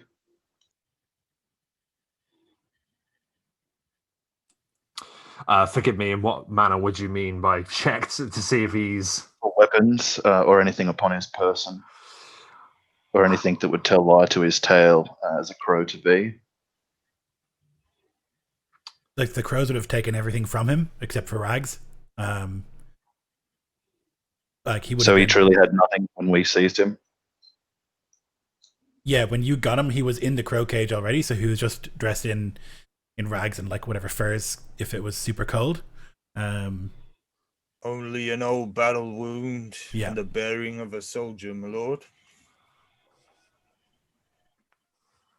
Oh, let's speak to him then.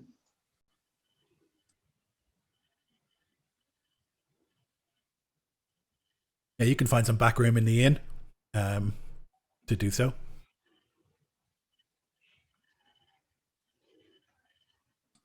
Yeah, Niall will press him in, probably press ganged by some of their men, and only once inside with the door closed would the coverings over this man be removed to reveal him. Royston, you are in the company of the Lord of the Stony Shore, Rickard Slate.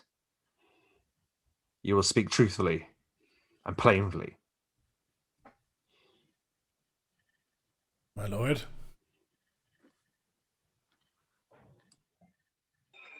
I wonder, Royston, if you are a singular man or some common one like the rest of us. In what sense? That you would put your hands to this dastardly deed and then willingly take the black and forsake what life you might have had to keep the illusion of the honor of House Whitehill. It would appear to me, Lord, that there's no life for me to be had anymore. I'm going to the wall either way. Or that you are common and faulted and flawed like us, and some leverage compels you to this. I was caught by crows, wandering the Wolf's Wood, near starved to death. And I thought my fate was to go to the wall. I think it is either way. Do not be so certain. And what of the tale before your wandering in the Wolfswood? How came by you that wound, and how came you to wandering? I fled a battle, my lord.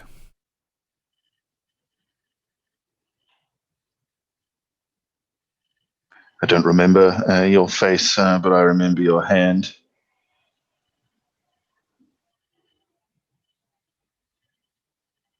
I fought in the Wolf's Wood. We broke and we fled. I fled north, straight north. Wandered for several days in that direction. Why did you attack House Slate? For money or for loyalty? Orders, my lord. Orders from whom? Your lord is far in the south. From my sergeant. Upon your sergeant's orders, you've given away this. I'm a soldier and I do what I'm told. I've always done what I'm told. That's what made me a good soldier, I suppose. But then we broke, and then I ran. Sergeant take his orders from? Some knight, presumably. Some knight, presumably. You marched several days north without your lord's leave under some knight's orders you don't know the name of?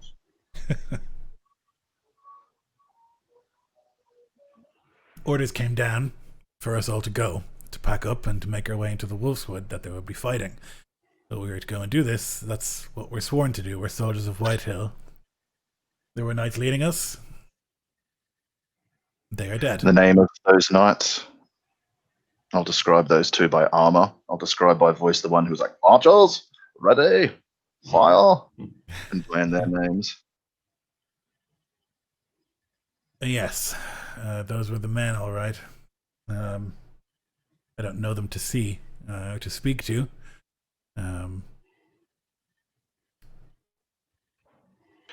Is Donald Horch here? Yeah. I'm going to look to him and say, Sir Donald, if you'll use your thumb to probe this man's wound and thereby his memory for those names. Pry your mind back, he says, giving him a squeeze. See if you can remember the names of those knights.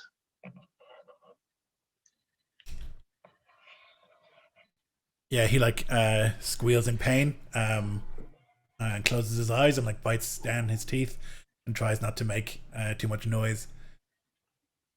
One of them I know. He was in command of me and several other squads. Sir Tristram Scale, armored in black.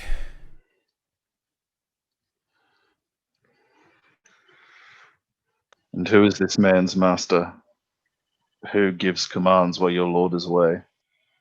Well, he's of House Scale, but it will be Lord Seri. He's the steward.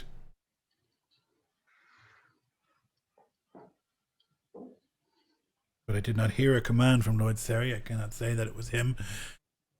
Certainly, but that would be my assumption.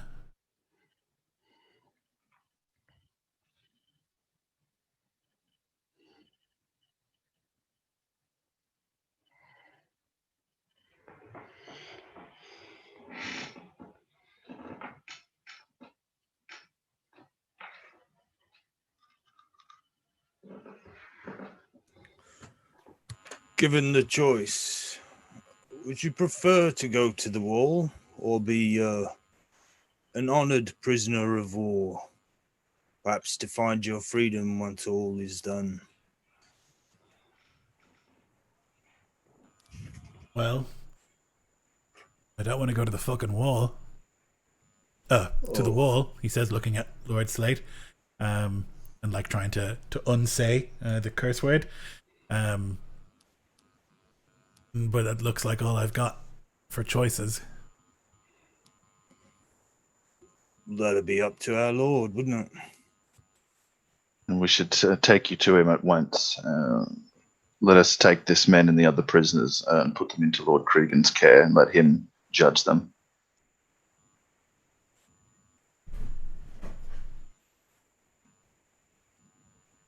Up you get then. You heard? This is the sergeant speaking. Yeah, he rises and sort of limps a bit on his wound. But we'll go where he's bid. He seems defeated, you know? Like, he's already going to the wall and then is like taken from those bastards to different scarier bastards and is like, well, I'm going to the wall or I'm dying, so I'd rather go to the wall.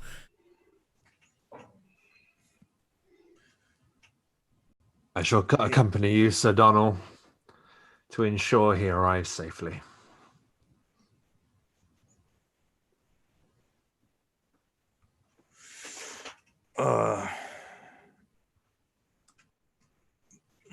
My little lord, my lord, Ricard, if it's all the same to you, I'd rather not be fingered amongst those who attacked that manor in the company of some who could be called wildlings. It would rather undo my usefulness to you. If we are to call these other prisoners, they will see Cregan's court as opportunity to sing all their woes and plead for freedom and cast blame wherever they can. You know what I'm saying? I do not care for the prisoners of that manor, and in fact they should be left as they were, as per my orders, before Sir Niall rode south to Foxton.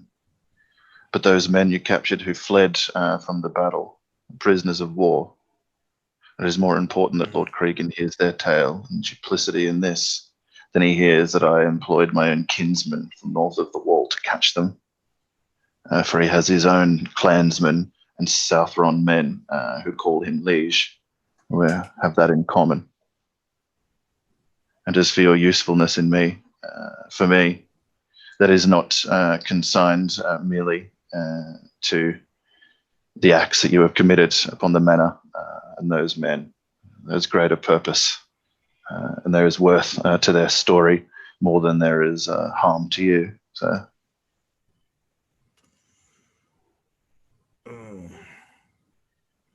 He'll kind of squint, put his head to the side. I think I understand. Well, right you are. Let's see what happens. Take only the soldiers and those men of war to the Starks. Those other prisoners that we have brought here we shall care for as guests. And I will hold you to their account, Sir Donald. And we'll return them when this is done to their place. As you wish. I'll take these men under guard and hand them over only to Lord Cregan.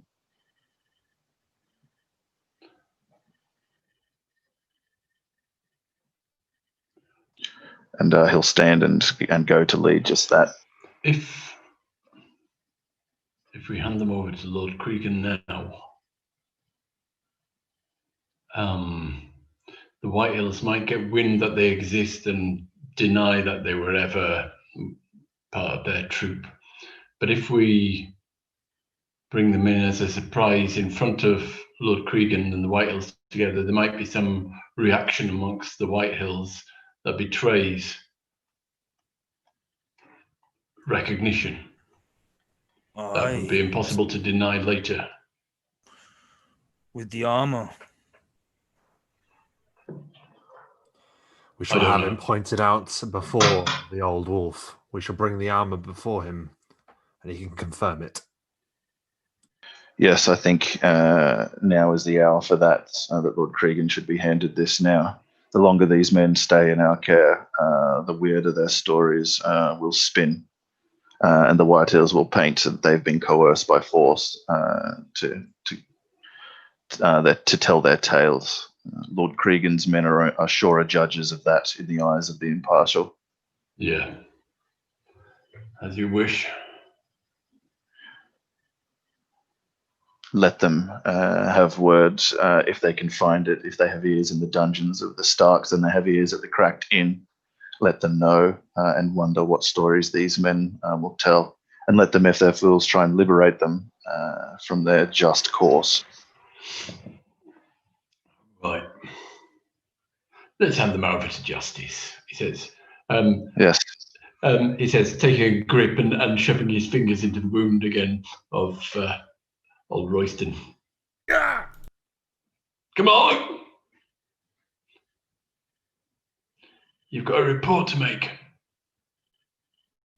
Yeah, you can move with whatever men you bring through Wintertown and into Winterfell and hand over the prisoner to Winterfell guards to go to the dungeons.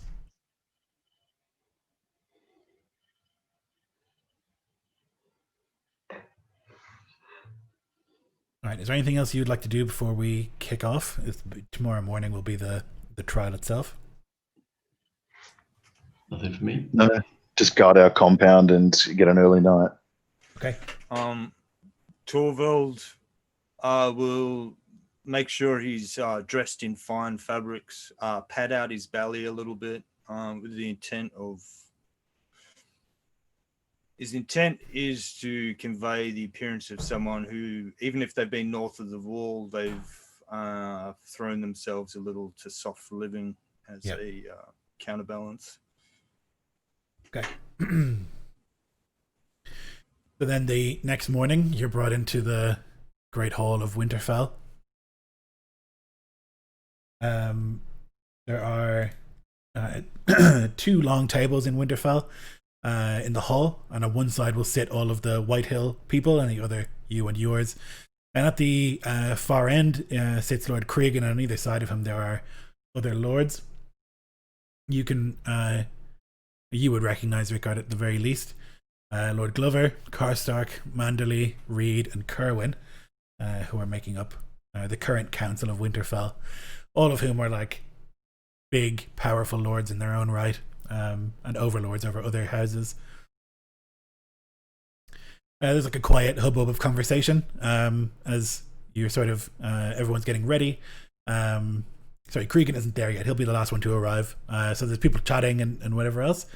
Sort of quietly, there are looks that pass from one bench to the next. I imagine venomous looks between yourself and the Whitehills here and there. And then finally Cregan will enter. Everyone will stand, and then he'll sit, and everyone will sit. You can see Lord Christopher Serry, who is quite an old man. Half his face is ruined with scar tissue, at least from the ear onwards. Most of that's covered by thick beard and long hair now, from a lance that he took a long time ago from Laenor's father. Also there is Eustace Peake, tall, square-jawed and mustached. And there are others here as well, although sitting near to there he is a Septon and a soldier, it looks like, who's quite badly wounded. He's got like a bandage over his head. And there's a tall, bearded man with one eye. They're all sitting next to Seri. Cregan will sort of look up, squinting somewhat, and will say, "We'll have order. We're here today to discuss accusations made against House Whitehill, and that they have broken the King's peace and have attacked in the dead of night House Slate, and in that attack have killed several family members of House Slate as well as a great many of their people.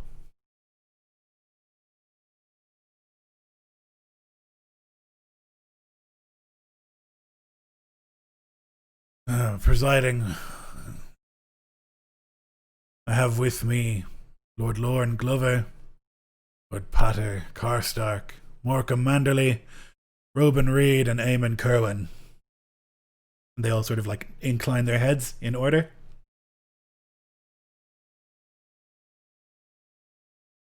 Lord Slate, if you'd like to present your argument, your accusations, now is the time. Rickard will rise quickly and step into the middle of the forum before these this lordly panel. He'll give a bow of his head, low and somber. My lords, while en route to Winterfell, my father and aunt's small retinue was set upon by manyfold their number of White Hills in the Wolfswood, far from home. I was there when scouts reached and brought their word to my father that they were upon us in great number. There when he gave the command to dig the ramparts which would serve as the byres and house for many valiant Slate men and for many innocents who died in that treacherous night. At the orders of the Black Knight, I just forgot his name, sorry.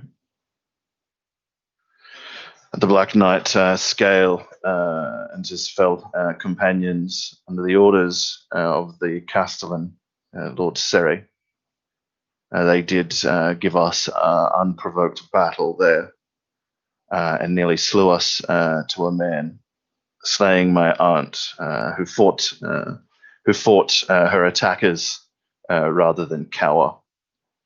And in our flight to Ironrath to seek sanctuary at the House of Friends, we were set upon once more in a sure attempt to end the line of my house, a crime more grievous than the conspiracy that they conjured and the mass slaughter that they gave, but an ignoble crime, a stain of infamy which must be washed and paid for in blood, Whitehill's blood. There are laws here broken and vengeance that is unanswered. And my story is not one heard nor told to me, but heard by my own ears there and seen by that moonlight and felt upon my skin the hot blood of my kin. I have men here, noble men and common men, who bore witness to those evil deeds, and they shall speak if they are asked, if my eyes and my words will not give you the conviction that I hope you seek.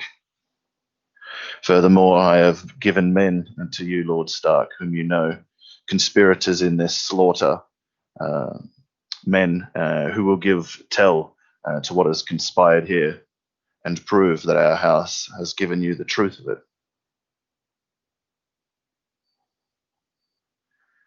If all looks in doubt, then let them call for the judgment of the old gods if they fear that of House Slate or House Stark. I care not in what manner this justice and vengeance comes, but come it must, for while very kingdoms shake and threaten to broil, the North must remain strong in its law and its old way. And those both have been broken, and he'll turn to House Whitehill. By House Whitehill. There's like a oh, from like some of the people on your side of the bench. And a hand is raised by Lord Manderley, and eventually it comes to quiet. You can see the lords like nodding and listening. Lord Seri, if you'd like to make your statement. And old Lord Seri will stand and look in your direction. First, and then we'll say, And the claims made by the Honourable Lord Slate are grievous indeed, and do great harm to the storied reputation of House Whitehill. I will be the first to admit there has long been a rivalry of sorts between our two houses. I myself was very badly wounded in my youth at a tourney at Blackmere Tor, where young Sir Lawrence Martin near killed me. I've not forgotten then that I was almost killed through milk of the poppy, and the appearance of a maester saved my life. Poppy milk which was given by the then Lord of House Slate. Now I will not pretend for a single second that these are not trying times. War in the south has divided the realm between rightful king and pretender. War has not reached the north as of yet, and Whitehill serves as all other houses do. But to the accusation that troops were sent to attack House Slate, I say no, my lords. We have had our differences, yes, but to underhandedly attack a fellow Northman, a fellow noble house, is not the way of House Whitehill. To me it seems above all else that there has been a misunderstanding. Long is the friendship between House Whitehill and House Wool. It may seem an unconventional friendship, but since before the arrival of the Andals, our houses have been friends, and they have been suffering unprecedented attacks from wildlings, and asked for our aid, and we agreed and sent 100 men north to assist them in this difficult time. Those men never made it to House Wool. House Slate would have you believe that they were attacked in the woods, ambushed. But how could it be that 100 men were bested by, what was it, 10, Lord Slate?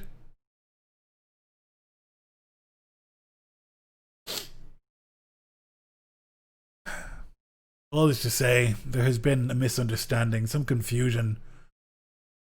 We sent no men to attack House Slate. We would not do such a thing. Certainly not with our lord absent. He has gone south to his cousins. It would be impossible to send such a force to attack without a lord's say-so, and even with a lord's say-so, could not be considered. It would break the king's peace. I seek some middle ground, some compromise, some understanding. We can make the best of this and put it behind us, and work together going forward. And he'll incline his head and sit.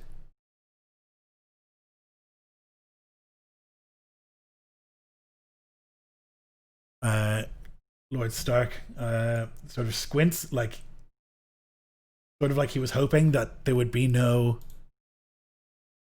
clear rebuttal and that it would just be sorted quickly. And he'll turn to Lord Glover next to him, and Lord Glover will say something quietly as well.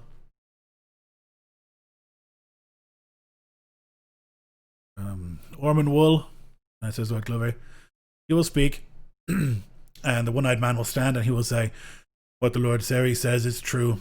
We asked for help against wildlings, and Whitehill promised to send men. I have ravens that show that conversation. And then he'll sit.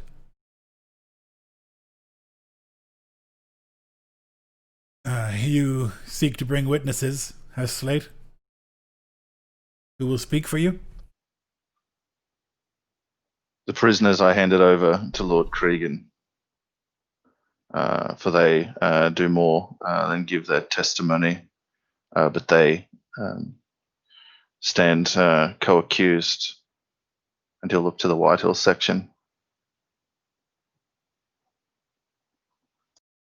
Lord Karstark will stand and say, we have interviewed these prisoners, and indeed one of them has corroborated what Lord Slate has said. It was very clear. He had information that he could not have known had he not been there. It is enough to show that at least this man and a knight sworn to House Whitehill were involved in this combat, and that there was a combat in the Wolf's Wood. Whether it was a misunderstanding or not remains to be seen, but it is clear that there has been fighting and that many were killed. My lord Karstark, surely you'll remember he mentioned to you how their lines thrice broke against our earthen ramparts. Would you conclude that in this battle you say is fact that this man's hosts were the aggressor? I would believe so, yes. He says, and you like some of the other lords look at him like he shouldn't have said that, like give his opinion so vocally. Notably, Lord Reed looks at him with a sort of like, oh my god, sort of expression. But then he sits. House Whitehill, you have someone you wish to speak. Witness from the battle. And they say yes, and the wounded soldier will step forward. You can bring your guy out as well. To say, actually, we'll say that happened. He came out and he recounted what he had told you, basically. Royston recounted the details that he would have said to you, so that's been heard. And this man will stand and say, "I was at the battle, my lords. We was walking through the Wolf's Wood in a long column, and it was night, and we couldn't see a thing. And then there was howling and arrow fire." And then those that attacked us were on us. Lots of us ran. I'm ashamed to say that I ran. I ran all the way back to High Point. And I heard the wolves howl all night and the screams of men. It was chaos. We were attacked on the road. And we were going up to House Wool.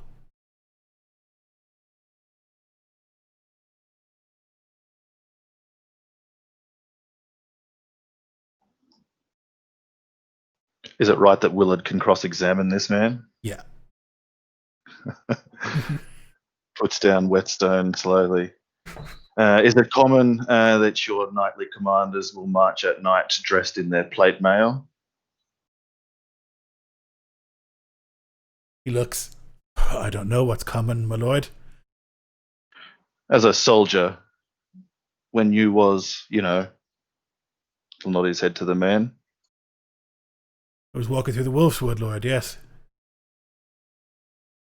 We was walking, it was dark.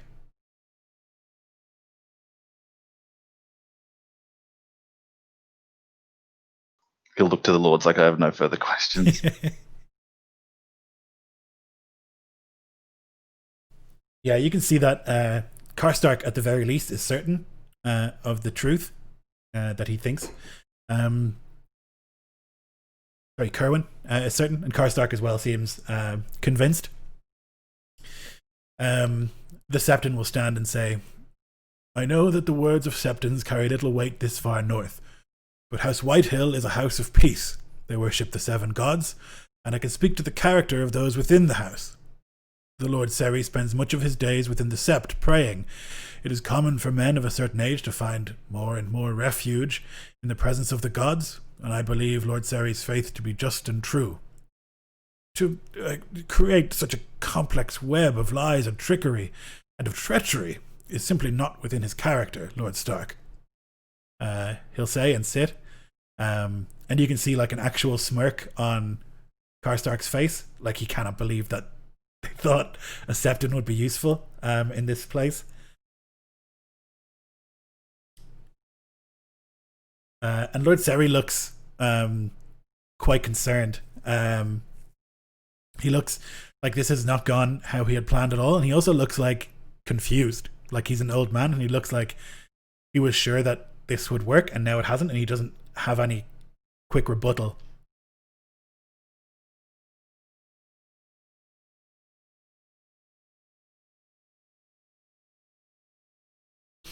Are there any other witnesses that wish to speak before we adjourn for discussion?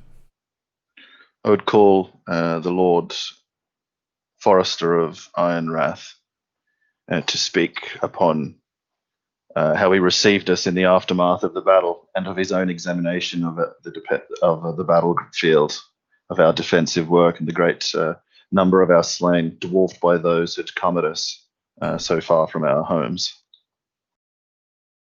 Yeah, Forrester will stand. It is as Lord Slate says. I visited the battlefield in the aftermath. More than that, House Slate, what remained of it, arrived at Ironrath. It's badly beleaguered, and in great danger. And there was a truth to what they had said. I could tell they were haunted. But this boy should have suffered such a fate. He says, sort of gesturing to you and not insultingly. It is a cruelty. But more than that, seeing the battlefield and the way it was arrayed, there's no question in my mind that the Lord Slate speaks the truth.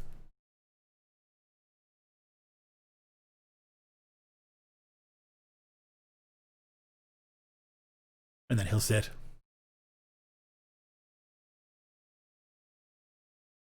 Do any of you want to speak? I think I'll look to Sir Lanor. I won't compel him in front of everyone to speak, but I think his word would carry much. He'll counter the Septon for one. He's a knight, which will like invoke the ear of like those other martial lords here, and he's landed, so he has precedent to speak with a bit more authority than Royston or the dude that ran all the way back to Whitehill. Mm.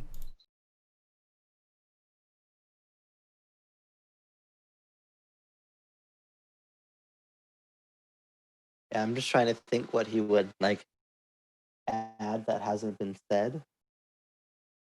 I guess he doesn't have to add to what hasn't been said. He can just add his voice to what has been said. Just You know? confirm. Yeah. Like, it's not like new evidence is required. It's more just like more people saying the evidence is true, I guess, you know? Particularly if you swore it or something, you know? Yeah. So Laenor, I think catching the slight eye from Lord Slate would stand as well. I am Lord Laenor Martin. I too was at the battle, and I can confirm that we found Whitehill marching towards us with scouts, and we set up defenses knowing they would come upon us. And that the fight happened, as has been said.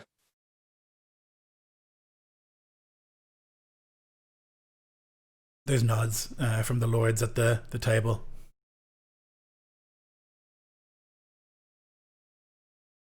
Very well, Lord Cregan says, and like creaks his chair back and will rise, and everyone else will rise. We will now discuss our verdict.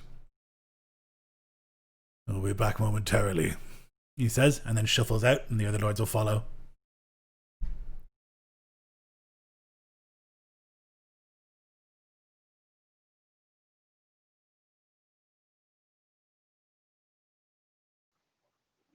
I think, my lord, the hour has come, and that you should ready yourself for a mortal duel.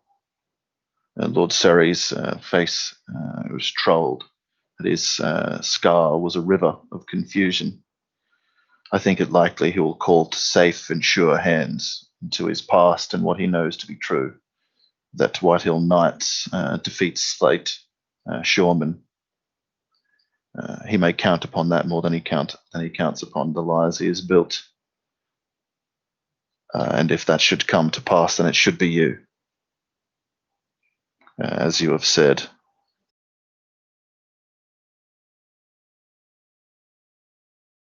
Yes, I believe that he knows that he's lost. There is only one way to regain a chance at victory. That will be with blades rather than with words. I'm prepared to fight for the house, for our honor. As far as I understand, it was my father who left that mark upon their lord's face. I will not hesitate to do similar things to their knight if it comes to that.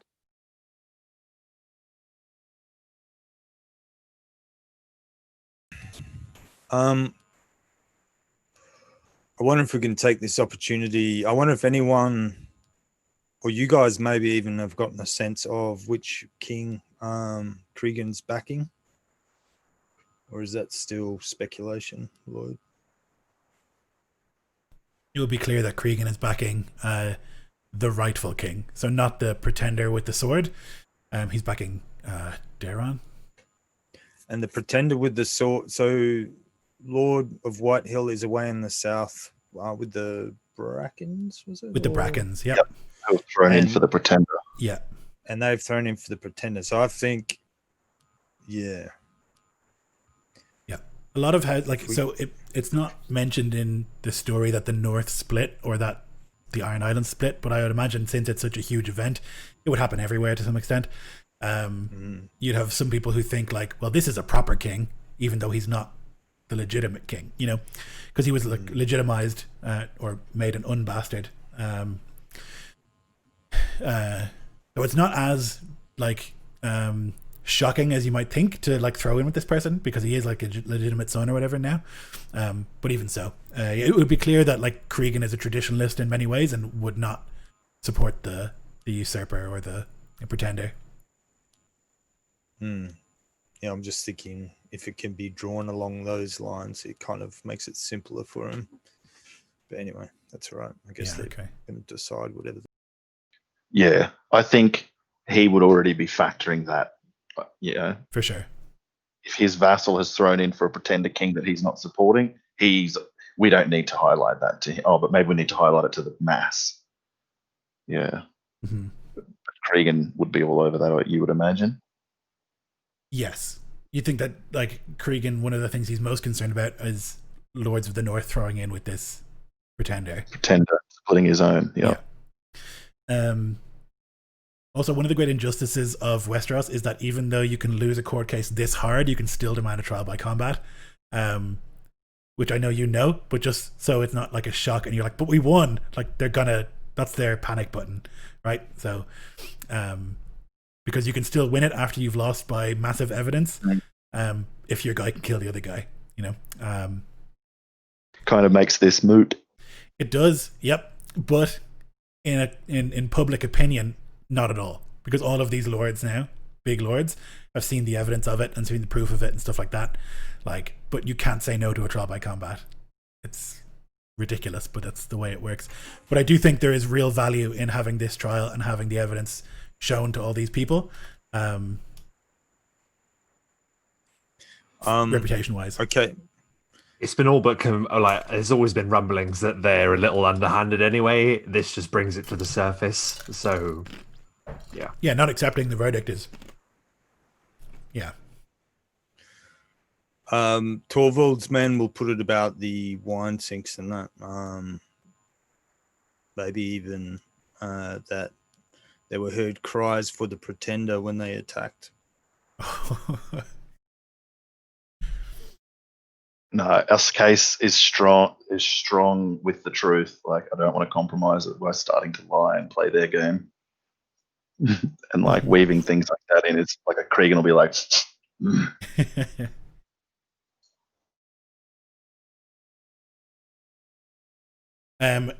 So unless you want to talk to anyone on the White Hill side, it'll be like 15-20 minutes before the lords come back.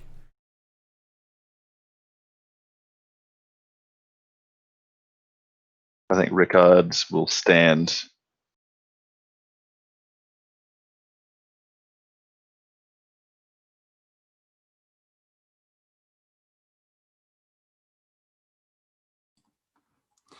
right before the verdict is given, I think Niall will pass Ricard and say, "Whatever the verdict, you will have made your family proud, Lord.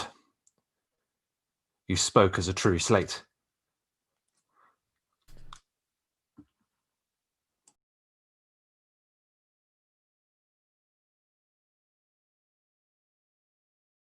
My thanks, Niall. I spoke as I thought best. Perhaps there are things unspoken that should not be, but we have only one time, and this is now.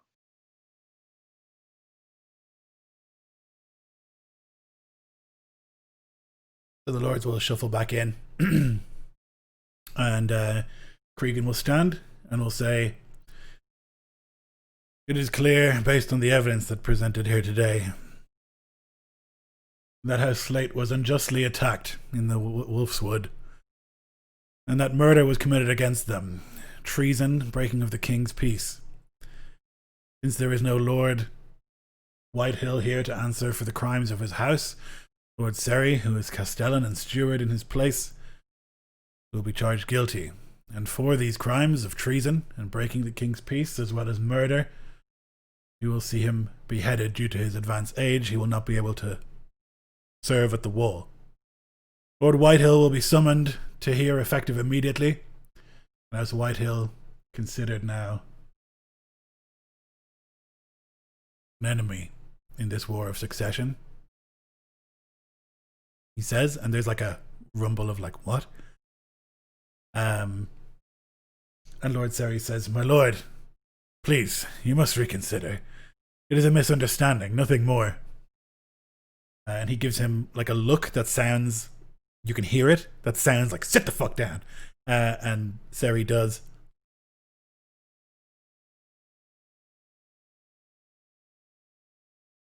Yeah, and Lord Stark will like look out over the hall.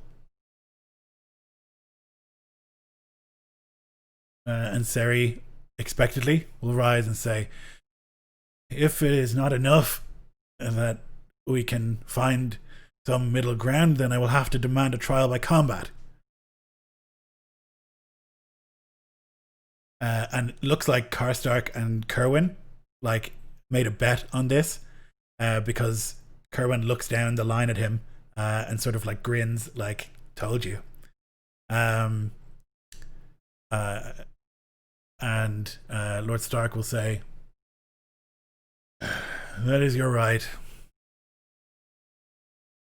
I assume you'll be fighting personally. No, my lord. It will be Sir Eustace Peake will stand in as champion for House Whitehill in this matter.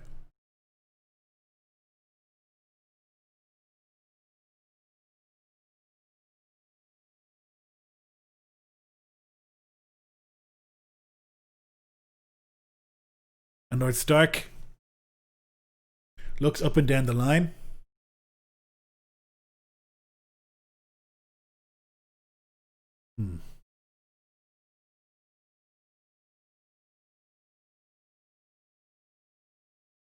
It is beyond a trial of combat, Lord Seri. The evidence against you is overwhelming. The proof too clear.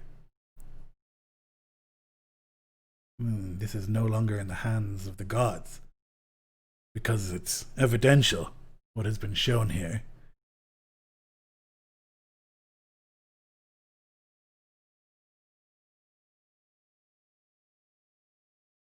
All that would happen in a trial by combat is two men would fight and one would likely die. For no reason, it would not unprove your guilt. It is clear what you have done here. The lies told by your men are transparent. The Septon is like, a trial by combat is a sacred, and he's just like spluttering over himself.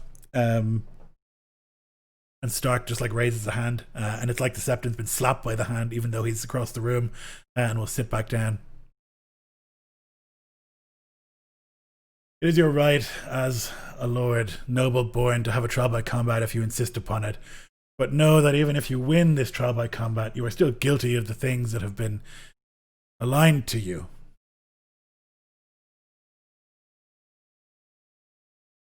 It is clear that many have been killed and that you were involved in that. It will not change that fact.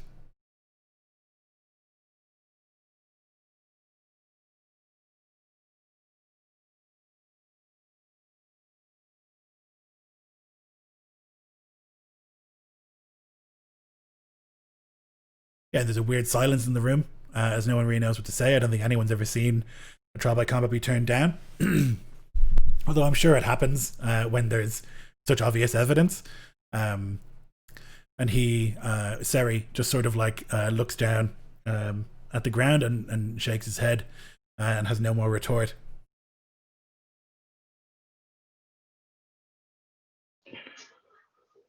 My thanks, my lords, for the justice that you have pronounced upon Lord Seri for his hands in this.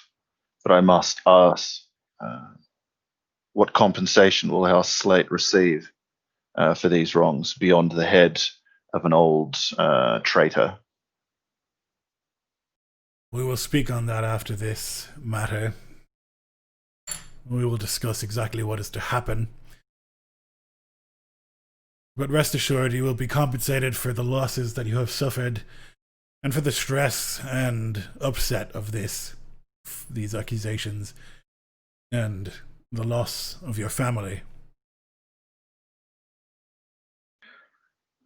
A loss that is grievous both to this land and to your lordship, to my family and to the gods, old and new.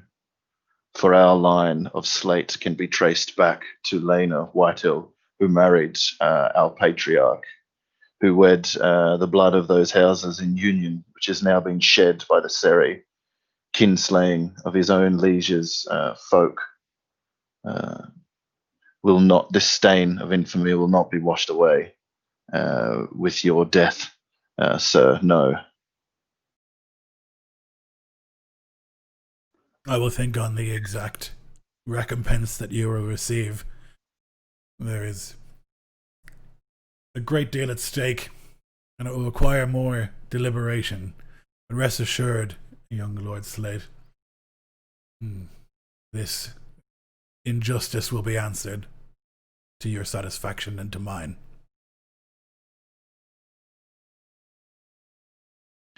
He wants so badly to publicly speak to his Whitehill claim, but he feels the undertow of Stark's words and remembers his patience and uses it.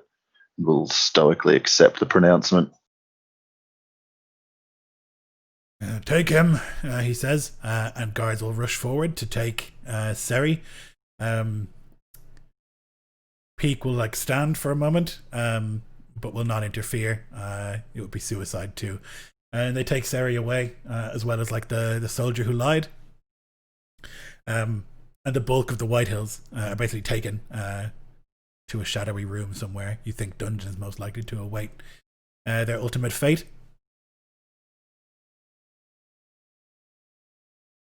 And then it's concluded pretty quickly.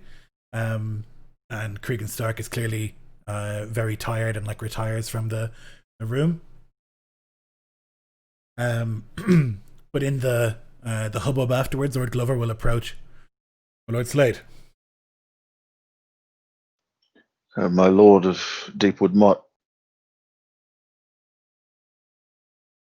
I must confess to some joy at the result pronounced here today. I envy you, your joy, my lord. Well, justice has prevailed, at the very least. I must wonder if that justice has been spoken of, my lord, but has not been done. And even once Lord Seri's head, useless as it is parted from his shoulders, that will do nothing to the ghosts of my aunt and father and of the men slain. There is much to be discussed. You must understand that there is a great deal resting upon the exact nature of the justice that follows. There is confusion, I am, sir. Confusion in the realm at the moment, and a swift hand may be most satisfying, but could have long-term ramifications.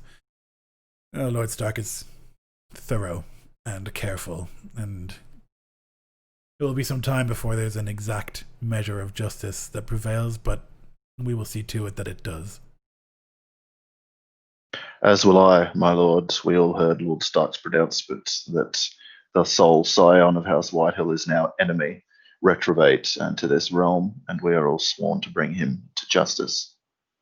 Rest assured that none other will work so hard as our own house in that regard. I have no doubt. Well, congratulations, he says, and will step away. Rickard's left wondering why, what that was about and what Lord Glover's about. Is he worried that I'll encroach on the Wolfswood by pressing my claims? Or is he just genuinely curious or friendly because of a shared rivalry with the Southrun lords? But I guess that's just another question that Winterfell's reared for him, and he'll watch the men go before turning back to his own captains.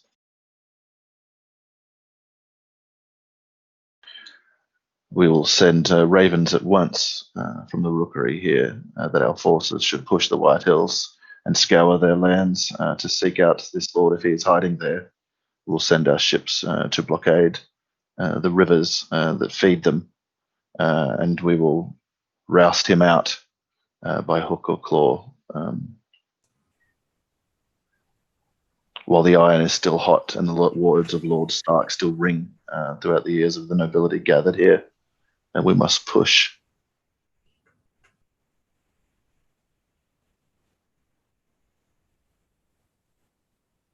You muted, guys.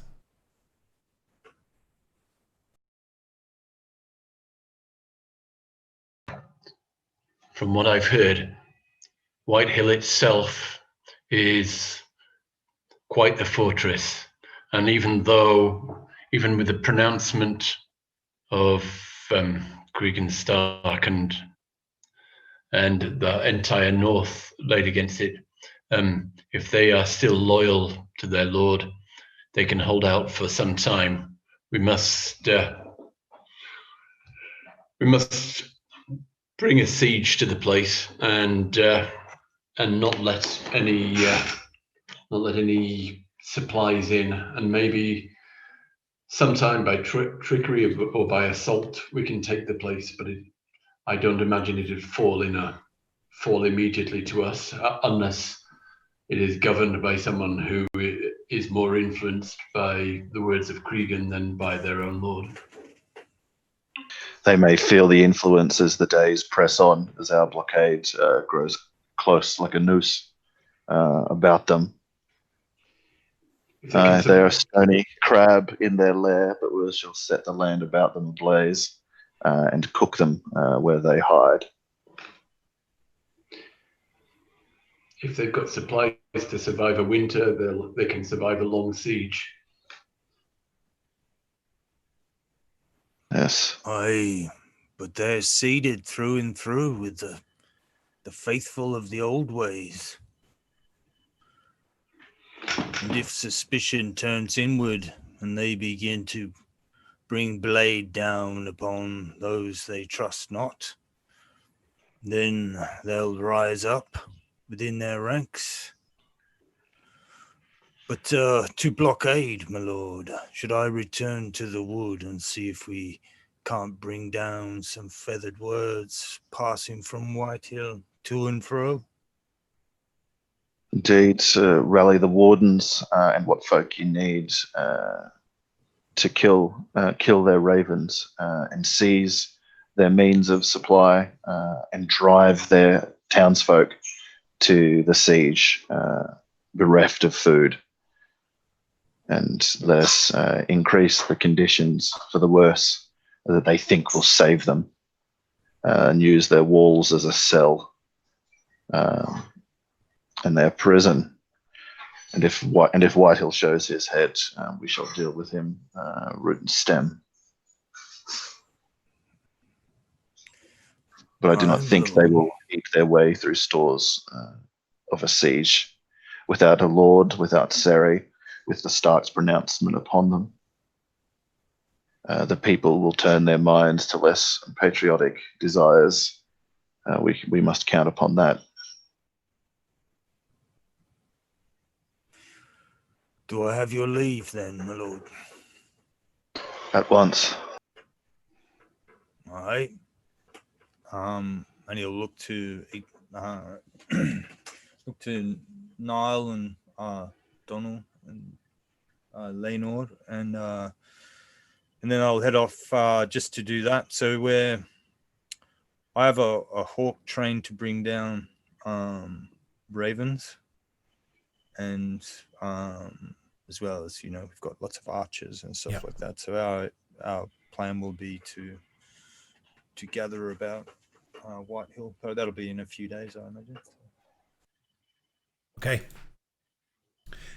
So we might call it there then for today, and we'll figure out the impending war and siege in between, and we'll get it started next time.